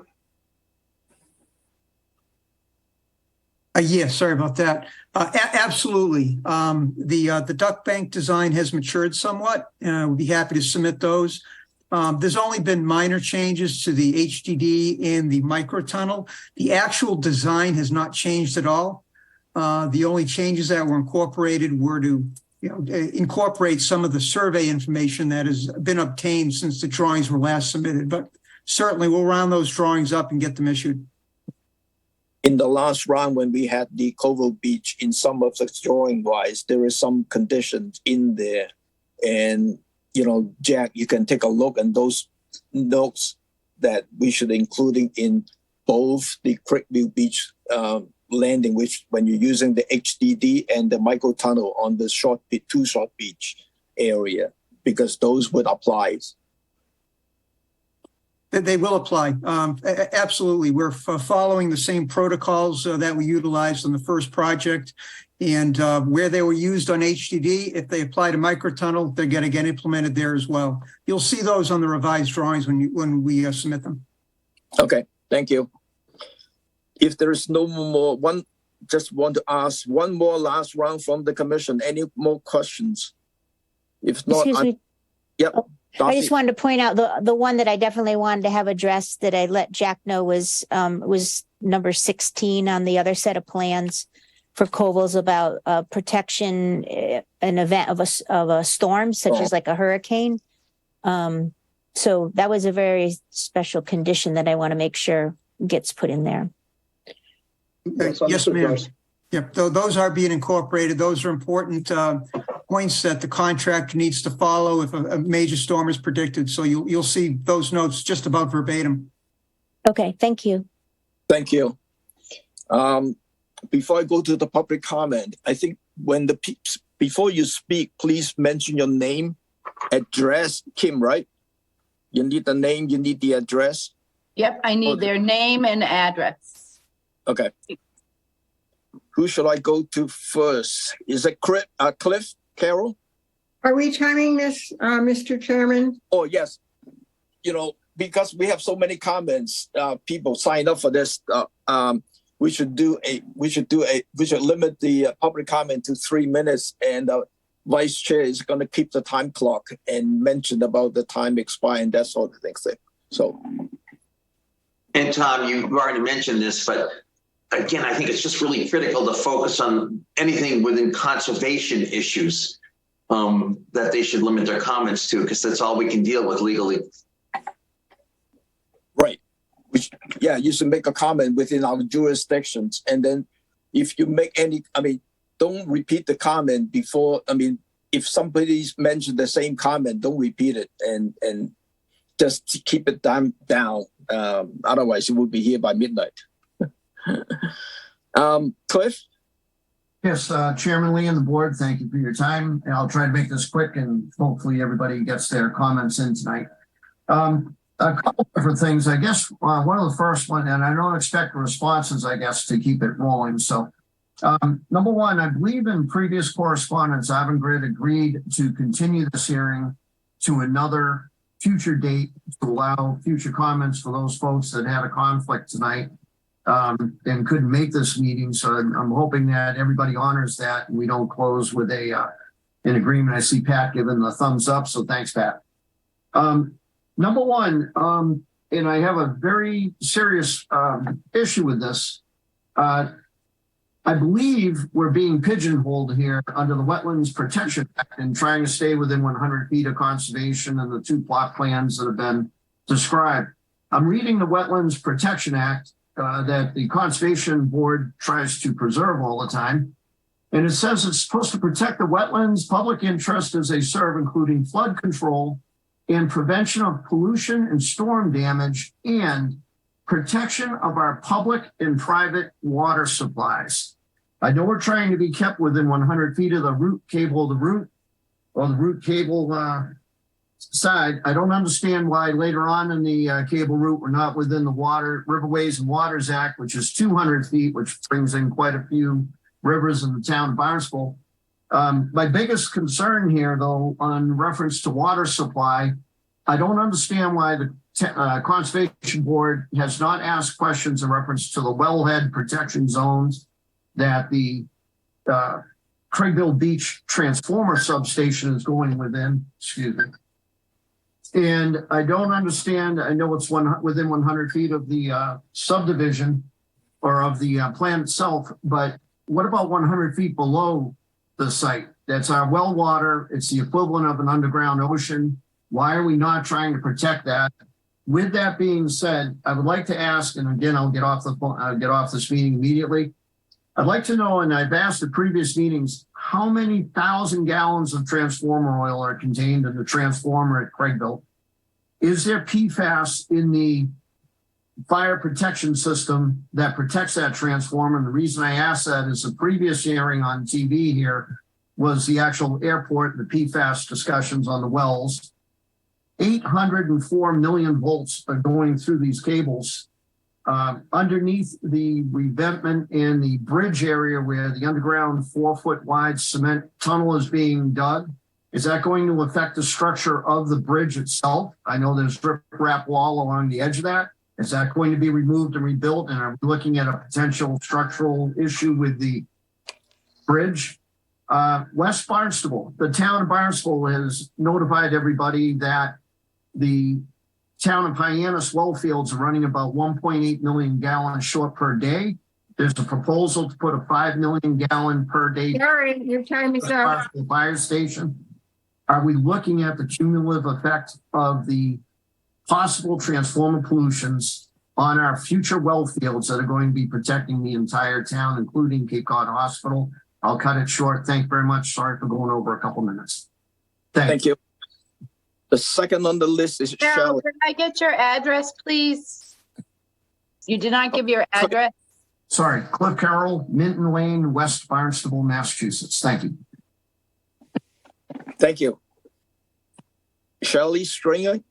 Okay, Shelley Sterling, 11 Noshawn Circle, Centerville, Massachusetts. Thank you, everyone, Chairman and the board. I am a biologist by profession, or have been. Actually, I've retired since then.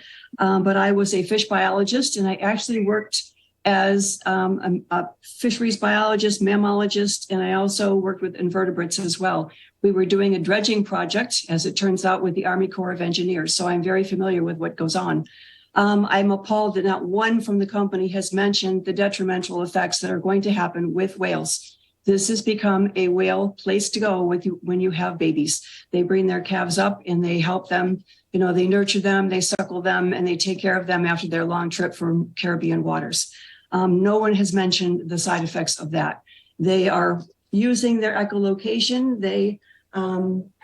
They're very susceptible to communication with each other by, fin flaps and sonar and everything. And this is totally going to screw them up. Hate to be blunt, but that's what's going to happen. Not one person has mentioned that you've done any kind of, an impact study. Every time we did a project with the Army Corps or anyone else, we always did an impact study. So I think it also affects the fishermen, whether it does or not, the substrate and all that stuff, that's one thing. But how about the fishermen with their gear and even the boats going through there? This is one more thing that's going to disrupt, what they already have to do to earn a living. I'm concerned about, everybody thinks this is hunky-dory, and it sounds like it's a done deal to me already. And I think you've got a lot of work to do. The benefits are enormous for the town, are they? We've had screwed up towns for the last 2 years, maybe 3. And this is only going to add another, complication to our everyday life.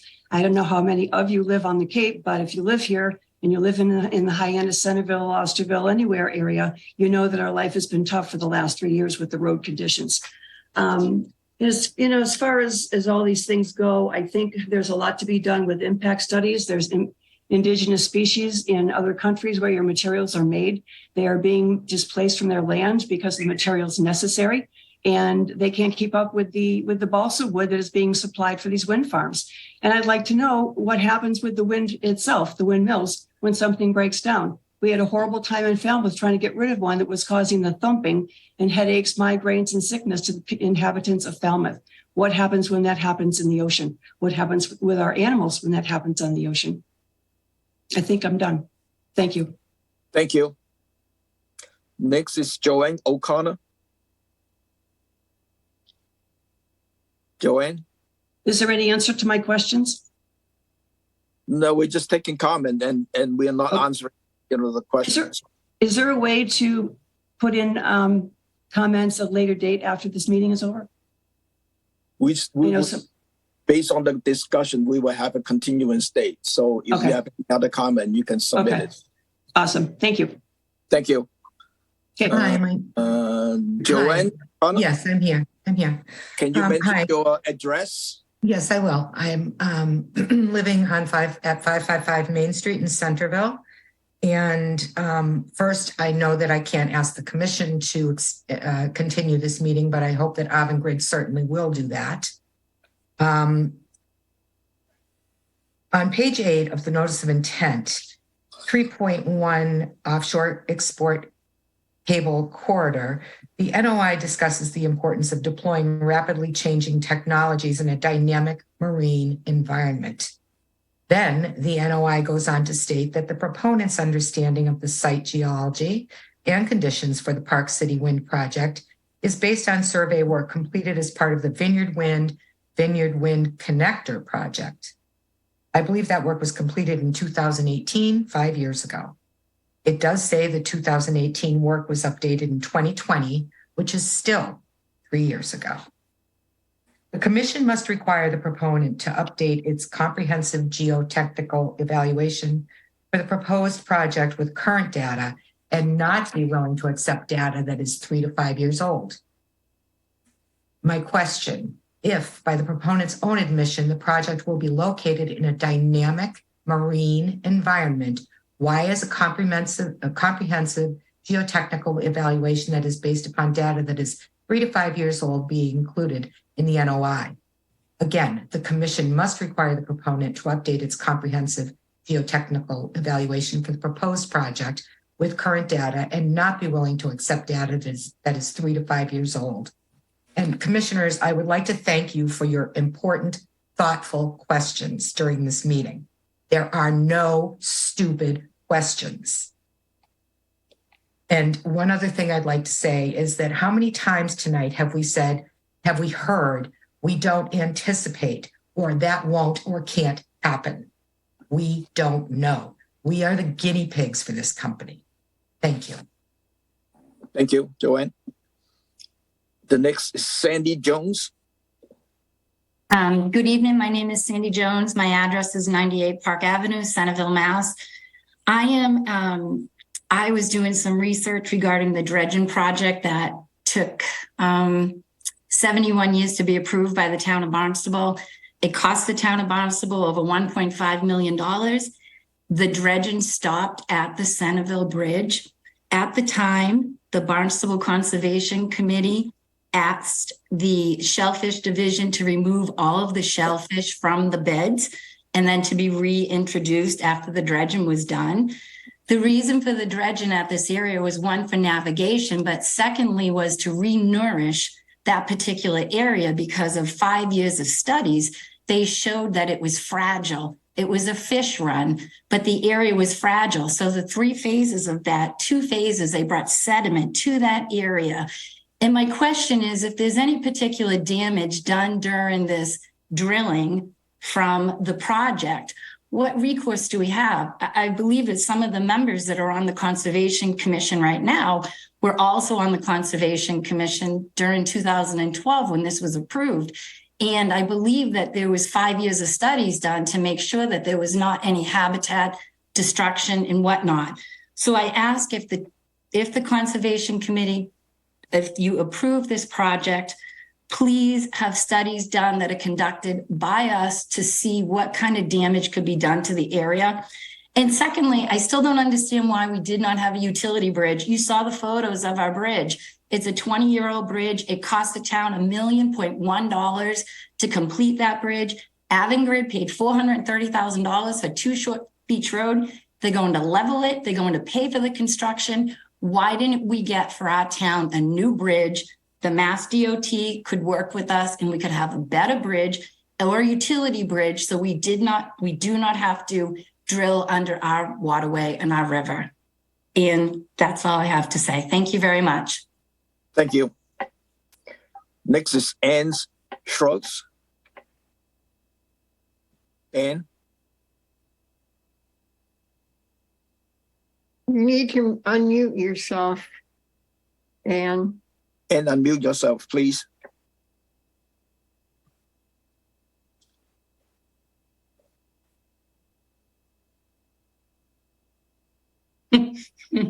And well, if she's not unmute herself, let me go to the next one. Ann Sellers. Ann Sellers? Yes, hello, thank you. My main questions were already addressed by Cliff Carroll. Ann Salas, 145 Mockingbird Lane, Marston's Mills. About the actual components of the substation at the landing at Craigville Beach. An 800 megawatt substation with transformers and converters require thousands of gallons of coolant oil. Please specify what kind of oil and how many thousands of gallons of coolant is required for these transformers. And have you provided a list of hazardous materials contained in these transformers and converters so closely located to wetlands in the ocean? The high risk of explosion of these substations. Do your plans comply with the National Fire Prevention Association's document, the NFPA 855, that specifically addresses, among other things, safety recommendations for oil containment, methods to contain projectiles resulting from explosions of this scale of substations? The town should require detailed plans that conform to every one of the NFPA 855 safety stipulations. The town must have a bond to secure financial responsibility for decommissioning as well as cleanup after an explosion and the environmental disaster involving hazardous materials. I also wanted to recommend that the board members watch the news broadcast about the 70 megawatt underground substation explosion in Los Angeles, posted on savedouses.org. The new owners of the Pilgrim Power Plant seem determined to become a center for grid connectivity for large projects of this kind, making connection along Cape shores unnecessary. Until more is known about this, no permitting or sanctioning of any kind should go forward. The other question I have is, has Connecticut already prohibited these plans for their own shores?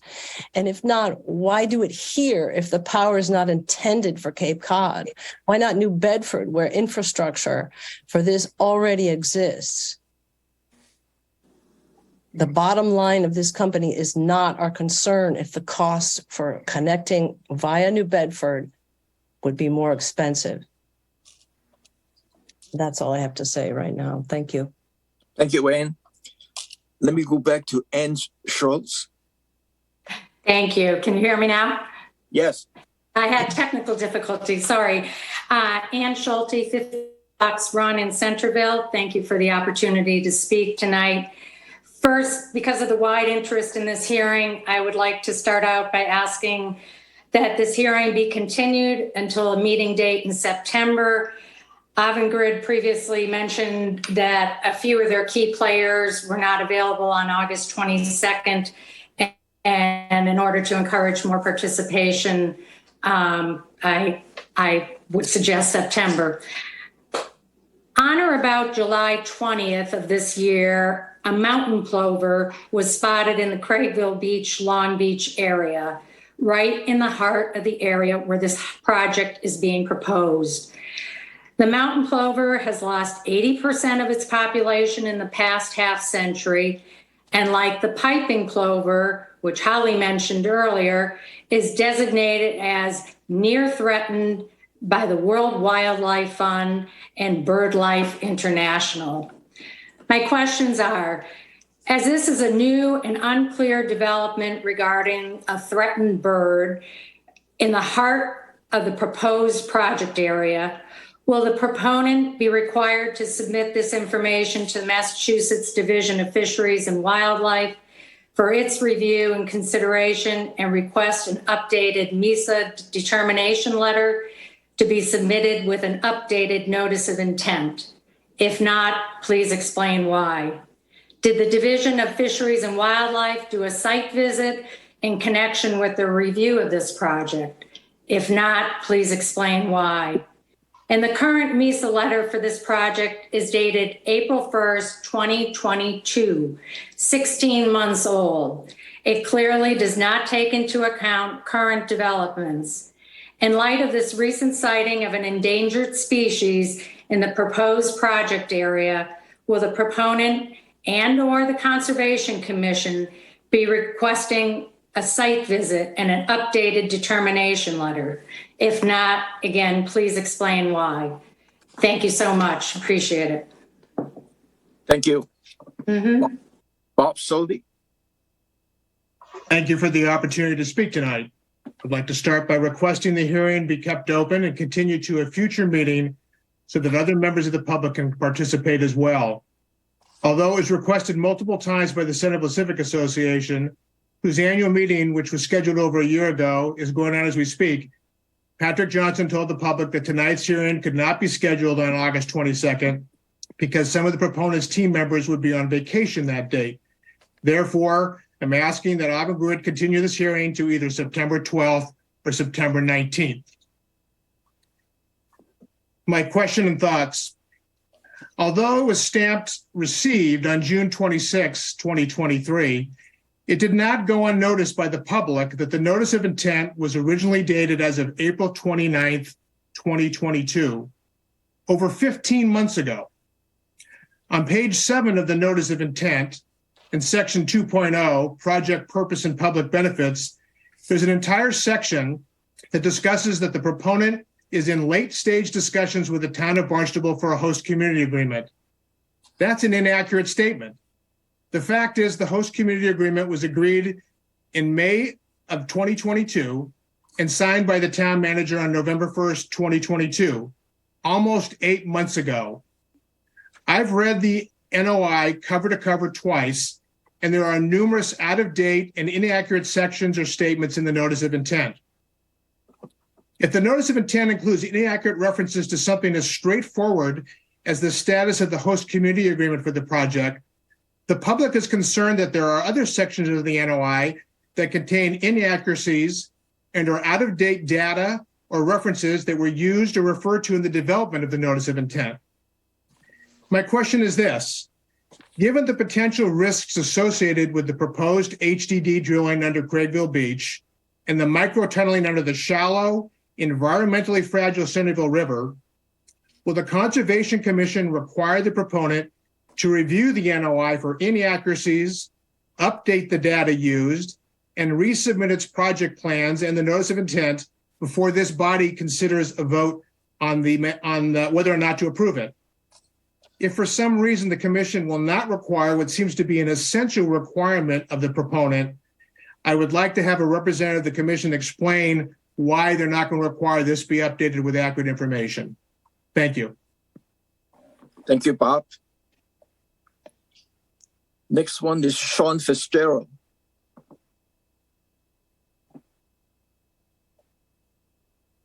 Sean? Thank you. Sean Fitzgerald, Park Avenue, Centerville. My concerns and questions are mostly due to the cabling. The OECC depth is proposed to be 5 to 8 feet. Why so shallow in the ocean? Why isn't it deeper? We're talking about going a minimum of 10 feet under the river. Why would it be deeper in the ocean? Especially considering that Block Island with their wind turbines, they had a depth of approximately 5 feet. Their cables resurfaced and had to be reburied at significant cost. I'm concerned that the depth is very shallow and it should be deeper. Also, why isn't the Army Corps of Engineers involved? I've heard one comment. I think it was Shelley had mentioned that she had worked them in the past with the waterways and whatnot. I've not seen or heard anything in regards to the Army Corps of Engineers.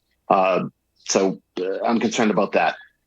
And also echoing, I think, Shelley's comments, I feel like this is kind of a done deal already, and this is just window dressing.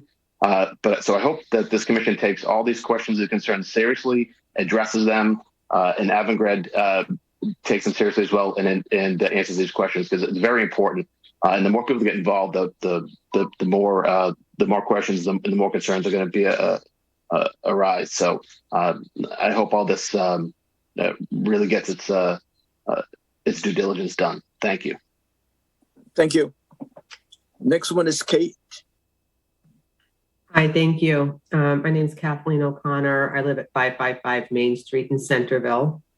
And I also want to ask Avangrid to continue to grant a continuance to this meeting, because we do need far more input from our residents.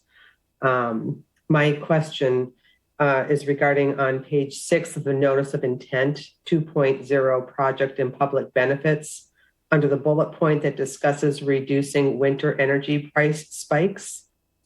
Avangrid says the project could reduce the need to run the gas and oil burning canal units 1 and 2 on Cape Cod, especially during winter peak events when winds are high and condition ideal for wind generation. So question number 1, please explain what is meant by could. And question number 2, how and why would the project reduce the need to run the canal units? And then question number 3, why or in what circumstances would the project not reduce the need to run the canal units? Thank you. Thank you. Next one is Lauren Capron. Catapon. Hi, thank you. Sorry. That's all right. No problem. Thanks for the opportunity to provide my perspective as a Centerville resident and to ask a few closely related questions. I also ask that we have a continued meeting in September to allow greater participation, and that the speakers who are present tonight also be present then if they can possibly be so. My name is Lauren Catapon. My address is 50 Pheasant Way in Centerville, and I have the Centerville River on 2 sides of my home. I haven't seen anything yet, and maybe it's because I haven't been looking closely enough. I hope that's not the case, but that describes the proponents' research into potential impacts of construction and operation on the health of the river itself, including upstream of the project, due to the tidal nature of the river, rather than simply looking at the impacts on the landfall sites. I haven't seen anything about planned monitoring of the condition of the river environment upstream as a result of the crossing. The upper reaches of the river where I live host a really special and spectacular ecosystem that's fully dependent on the health of the river. We've got at least 14, but probably more species of migratory birds and birds of prey, many of which are protected in Massachusetts, and a host of terrestrial animals. We see bald eagle, osprey, swans, loons, brant geese, and a host of others. We have fisher cats, and of course we have, everybody's favorites: coyotes, turkeys, raccoons, rabbits, fox, and other more common animals and amphibians. The ecosystem here rests in large part on the vibrant herring run that uses the river.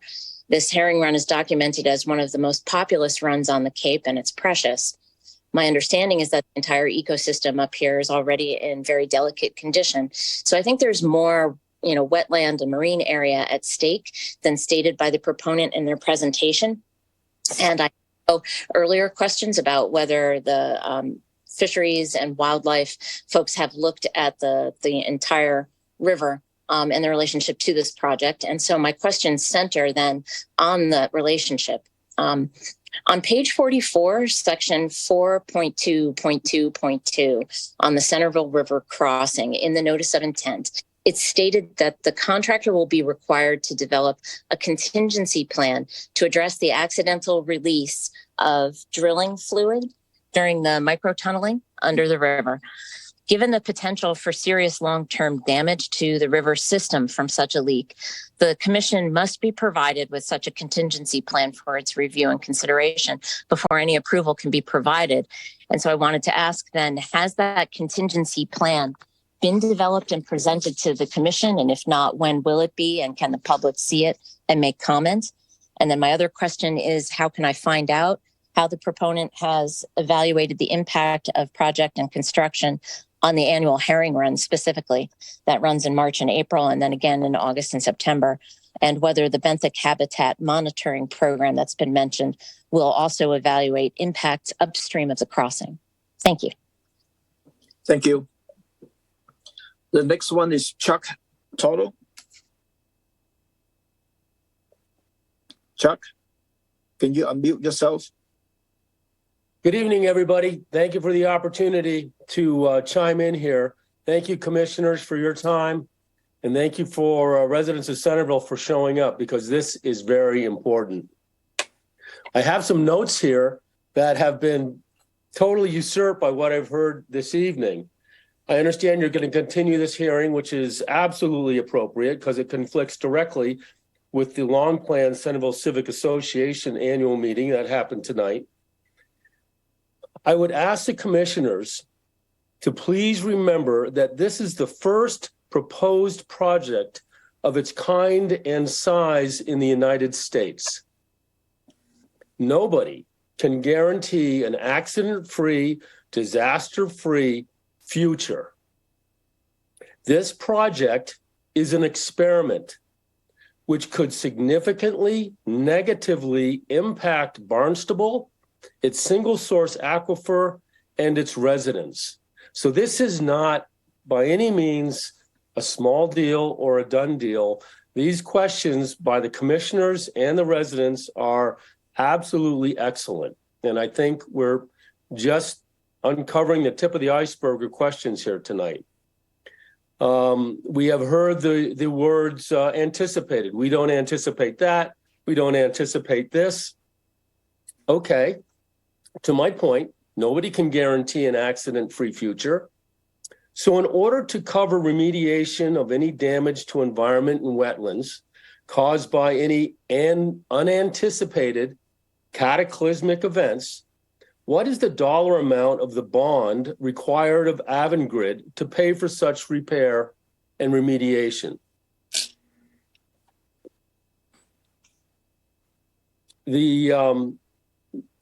The oil for lubrication and so forth, both up at the drill site and also at the substation. What is the amount of the oil? What is the location? What's the containment plans? Fire equipment and chemical content of the same.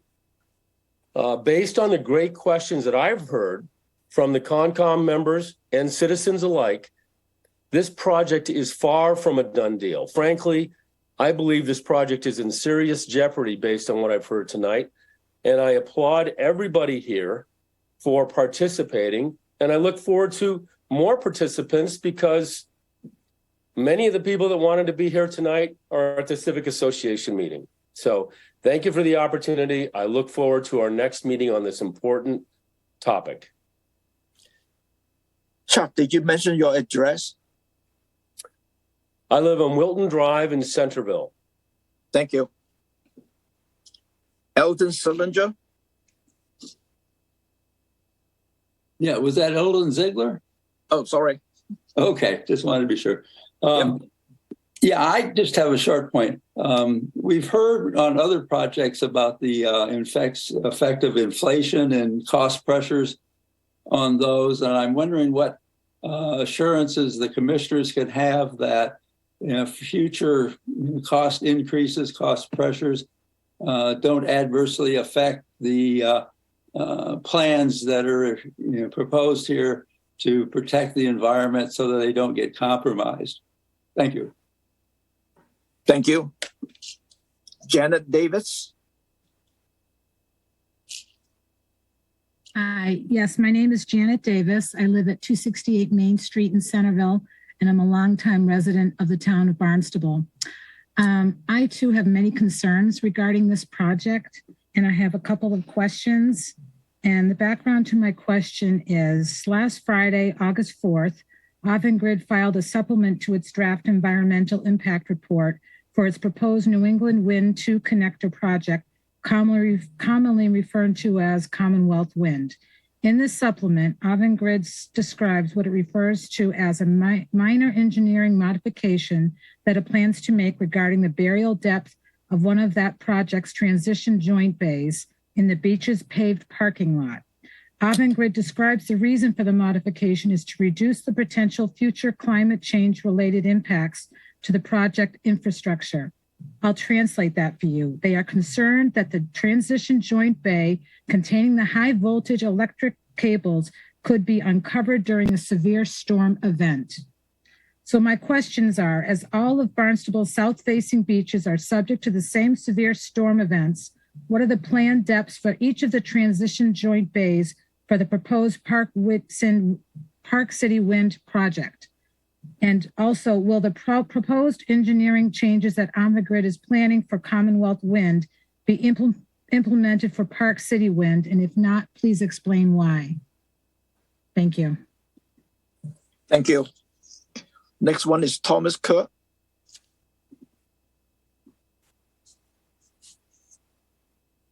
No comment at this time. Thank you. Next one is Jennifer Lynch. Yes, hi, thank you. I won't be making any comment this evening. Thank you. Thank you. Ellen N. Ellen? Yes, hello. My name is Ellen Nozzle. I live at 73 White Oak Trail in Centerville. Good evening to the commission and the concerned Barnstable citizens. Clearly, the intrusion of another 800 megawatts of power into our town by way of Craigville Beach is inappropriate. The enterprise of this sort should be brought into an industrialized area with an existing infrastructure, because make no mistake, we are industrializing Barnstable to send electricity to Bridgeport, Connecticut. The proponent tonight would like tonight's discussion to center on their newly purchased property at 2 Short Beat Drive and the tunneling under the Centerville River, a tidal river with extreme variations of water depth each day. But it's about so much more. The Centerville watershed is one of over 50 identified watersheds on Cape Cod. All are interconnected and part of a single aquifer system providing drinking water to 250,000 year-round residents and over 2 million seasonal visitors. The planned excavation presents a risk of contamination by saltwater and industrial chemicals of the region's sole active aquifer known as the Sagamore Lens. In a July 25 article in the Cape Cod Times, Senator Julian Sear said that because of the Cape's sandy soil, geology, and reliance on a single aquifer, the environment is, quote, particularly vulnerable to environmental contamination of any kind, end quote. The Barnstable Water Resources website describes the Centerville River watershed as follows. It's comprised of 6,739 acres, 8,000 parcels, 10% of which are in the 100-year floodplain, 14 freshwater bodies, including Wequacket Lake, 6 municipal drinking water wells. The groundwater, salt marshes, wetlands, and coastal dunes found within the watershed each requires different mitigation requirements that are aimed at reducing danger from things like stormwater. No state or local statutes have been drafted to protect watersheds from high voltage cabling enterprises. Park City Wind is a new company that has never done a project of this kind before. Should we be confident about their plan to use bales of hay and silt fences when the impact is so consequential? In a document published by the Bureau of Ocean Energy Management, the National Heritage and Endangered Species Program of the Massachusetts Division of Fisheries and Wildlife, strongly urged the proponents to address the significant gap in their timeline for substantial commitment to avian conservation measures in order to address the impact associated with their wind installments. They have also designated the 3 Centerville Harbor beaches as priority habitats, therefore establishing restrictions on how Barnstable can rake these public areas? How can we consider allowing megawatt power lines? 3 minutes are up. I just want you not to be fooled by the comment that they're going to leave the areas better than they found them. Unless they are Mother Nature, they can't do that. Thank you. Thank you. Next up is Mary Chalk on the telephone. Mary? If you hit *6 to unmute, Mary.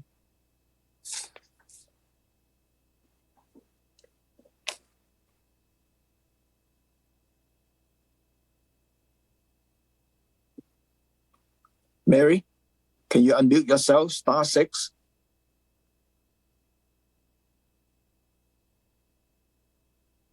Can you hear me? Yes. Okay. Can you hear me okay? I'm sorry. Yes. Hi, my name's Mary Chalk, and I'm a resident of 7D Street here in Nantucket. Thank you for letting me comment tonight. That you approved Vineyard Wind's cable landing and are now considering granting Park City Wind's application is hard to square. Given that in October 2007, Cape Wind's application to bury their electrical cables was denied because residents were listened to. Their concerns about the migratory birds and potential impacts on sea life. Back in 2008, in regards to Cape Wind, the residents were concerned about the lack of regulations and enforcement. That was the offshore wind project in 2008. Now, with this offshore wind development, those concerns are actually being realized and confirmed.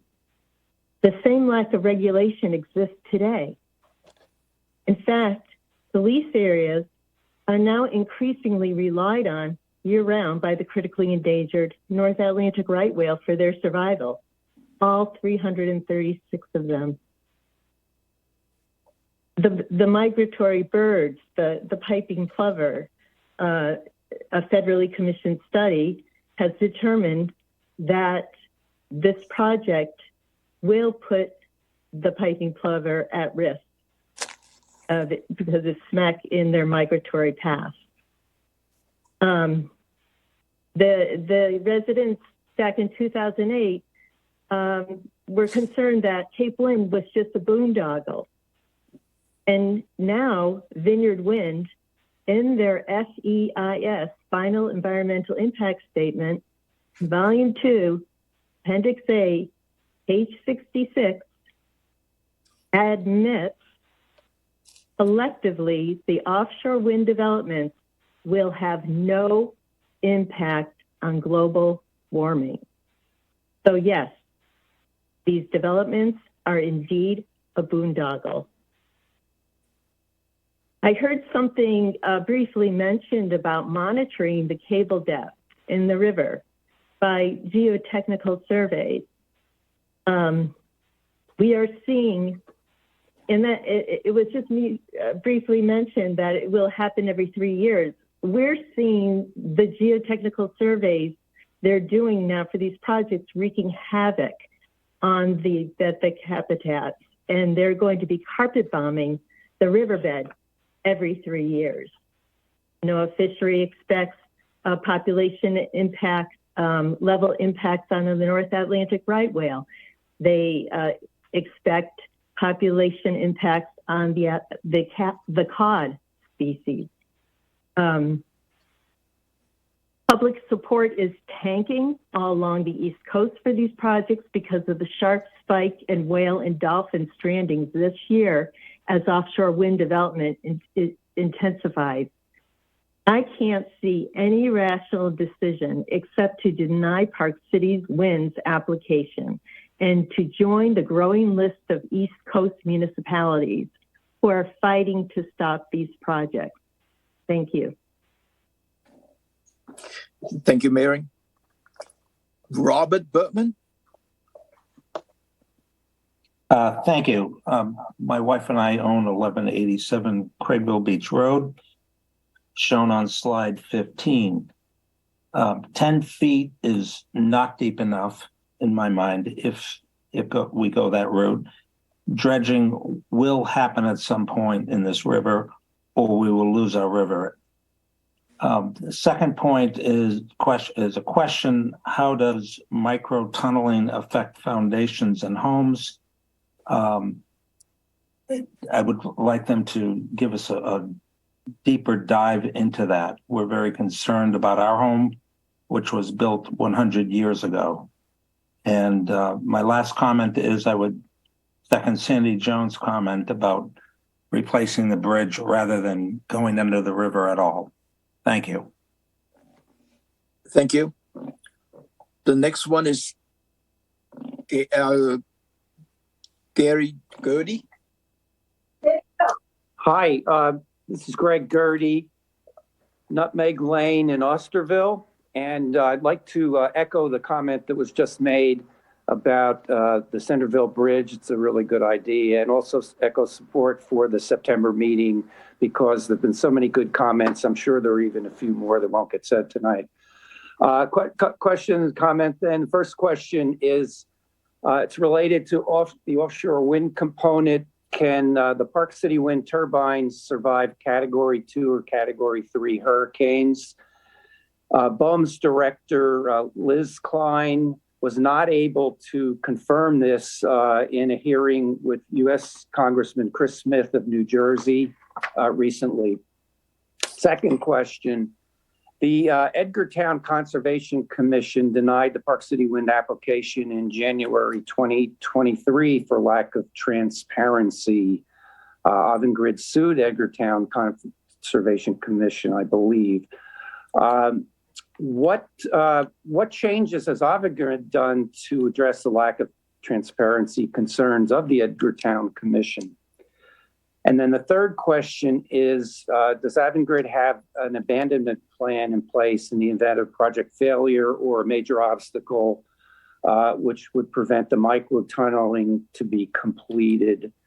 And if there is a plan, where can we access this plan, understand it? Then the last comment is we actually request that the Park City Wind project be put on pause. Park City Wind does not have a contract and it doesn't have the money to complete the project. Thank you. Thank you. Chair Noakian, is there any more public comment on this? That's it for our list. Jack, do you want to reply to some of this comment? Mr. Chairman, there is one comment that I heard that I think requires some clarification. There seems to be a misconception out there about the location of the substation. I just want to make it clear that there is no substation proposed at Craigville Beach. The project substation is located 4 miles inland near the interchange of Route 6 and 132. There are many other comments that we heard, a lot of them very good comments, and I would just suggest that our project team look through this list and come up with some good responses to present at our continued meeting. Does that make, do you agree with that approach, Mr. Chairman? Yes, the other thing I just want to mention that when you mentioned about substations, that's where the transformer sits, not at the Craigville Beach. Correct. So, and then there's also, when it becomes a transformer, there's a certain requirements for the containments that the town require for, for the new, to contain any oil in the area to minimize any impact to the groundwater contamination. That's correct. I would just like to, if you don't mind, I'd just like to defer to the team a little bit here. And if there's any other specific issues that any of us would like to respond to at this point. I know there was one comment that we heard from a couple of the members of the public regarding potential impacts to the whale populations. And Holly, I'm not sure if you're prepared this evening to discuss that, but that might be something worth talking about this evening. I could certainly start, and Pat or others, you may be able to chime in as well. I will just say that in addition to state level reviews, impacts to endangered species and marine mammals are comprehensively reviewed at the federal level under both the Endangered Species Act and the Marine Mammal Protection Act. In 2019, it's worth noting that the proponent was part of an agreement with the National Wildlife Federation, Natural Resources Defense Council, and the Conservation Law Foundation pertaining to a comprehensive suite of protections for the North Atlantic right whale associated with the Vineyard Wind project. These protections were incorporated into BOEM's construction and operations plan approval for Vineyard Wind, which was actually much more restrictive than that agreement itself and hence superseded the agreement. And the proponent here anticipates those conditions will also be reflected in BOEM's approval for Park City Wind. They are focused on activities in federal waters, such as pile driving and passive acoustic monitoring. Cable laying activities pose very little threat to the North Atlantic right whale due to the very slow speeds at which vessels will move along the installation corridor, typically under 1 knot. And these slow speeds preclude concerns about vessel and whale interactions. And furthermore, I would just be remiss not to say that the threat from climate change to marine mammals is massive and all too real. And it's renewable energy projects like this one that are critical for ultimately minimizing those climate change impacts to these species. I'm not sure if any of my colleagues have anything to add. I think you handled that well, Holly, and I think your suggestion, Jack, if it's agreeable to you, Chair Lee, it'll make the most sense for our team to develop some fulsome responses to the number of questions that were posed and share those at the continued hearing date. I just wanted to say one additional thing. There's a number of assertions that some folks made tonight that Avangrid or Park City Wind do not have experience in developing a project of this kind or developing offshore wind projects. And I just want to say that that is completely false. We are a 50% owner and have developed the Vineyard Wind project just next door at Coble's Beach, where we successfully completed a horizontal directional drilling under that beach parking lot, have successfully navigated the installation of the duct bank system, the building of a substation. Certainly one of the responses we will get for the next hearing is specific examples and instances of similar microtunnel crossings under rivers. And I should also say that we're part of a larger multinational corporation, the Iberdrola Group, that has built a number of wind farms with all the same components in Europe as well. So we certainly do have quite a bit of experience in doing this. But otherwise, I think it would make the most sense, given the hour and you have other items on your agenda, for us to develop written responses to share at the next continued hearing. How much continuance are you looking for? So I think we, as a couple folks mentioned during comment, we do have some folks on vacation on August 22nd that we especially wanted to be here for the first hearing. We also have folks on vacation on September 5th. So I'm comfortable with the mix of folks who are available to be on Zoom on either date. So I would say either August 22nd or September 5th, given those are both 6:30 p.m. Hearing times, we request continuance to August 22nd or September 5th. September 5th. Okay. Let me go to Bob Schulte. And then I think Clip has another hand up. So I just want to give you a last chance for the comment. Bob? Yes, I just want to reiterate the request for a September date. I think September 12th or September 19th was more appropriate given the volume of questions and interest that's been shown just tonight. Avangrid made it very clear. Patrick Johnson himself said they couldn't do the meeting on 8/22, and now to change the story and say, well, we'll have enough people available on 8/22 is not fair to the public. So I'm adamant about this hearing has to be continued to September, and I think a September 12th or 19th is better. September 5th is the first day back after the Labor Day holiday. Again, you're going to be really pressing against people's times and vacations. In fairness to the public, the importance of this issue and the interest that's been shown, I think September 12th or September 19th. Otherwise, the process is being rushed. Thank you. Thank you. Cliff?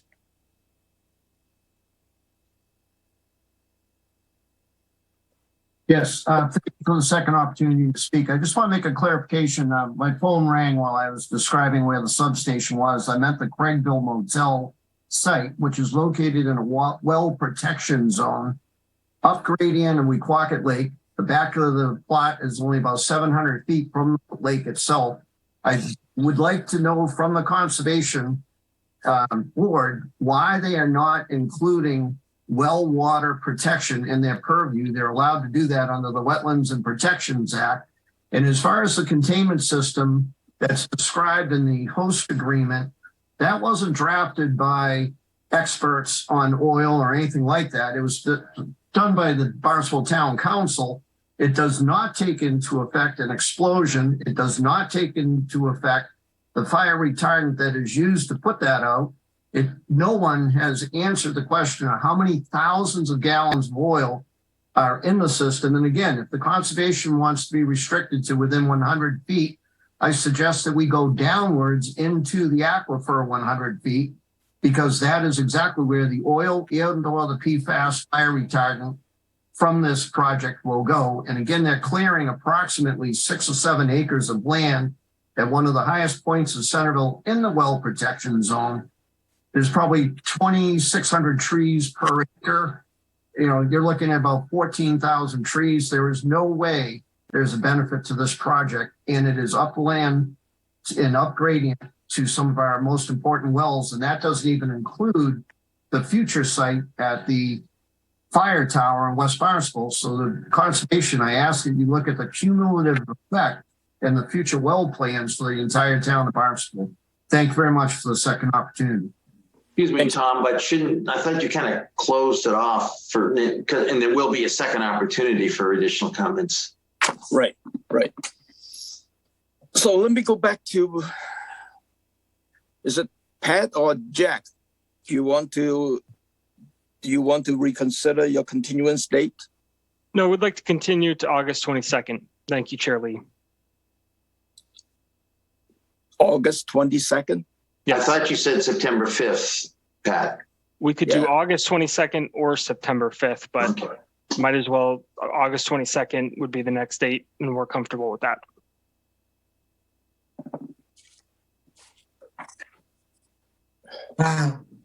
We have some comments saying that, you should do it in September, and then we're talking about September the 5th, and now you're going back to August 22nd. Well, so we could do September 5th. September 12th is a 3 p.m. start meeting. Wouldn't want to propose that.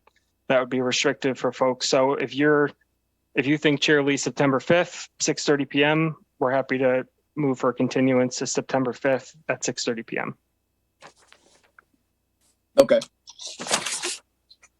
Thank you. Could I have a motions to continue this applications to September the 5th? So moved. Second. Roll call. Abadili. Aye. Foster. Aye. Gilmore, aye. Hearn. Aye. Lee. Aye. Tangney. Aye. Sampu. Aye. That's unanimous. Thank you. Prepare some of the answers to some of the questions that we have listened tonight. So thank Tom, you. I believe Darcy needs the form submitted. Darcy, is that correct? Yes, the waiver form. Okay, we'll get that over to you tomorrow, Darcy. Okay. Chairman Lee? Thank you. I think that the answers or the questions that were posed to us have to be within our jurisdiction. So many of these questions that were raised by the public are outside of our jurisdiction. And I don't think it is something that should be addressed on the 5th of September when it does not apply to what we are legally constrained by. Yes. Only within our jurisdictions. Thank you. Understood. Thank you very much, commissioners. Good night. Good night. We have 2 certificates of compliance. Dimitri Herman, SE3-5783, Oglas Somen York, SE3-5814. Could I have a motion to approve? So moved. Second. Roll call. Abadili. Aye. Foster. Aye. Gilmore, aye.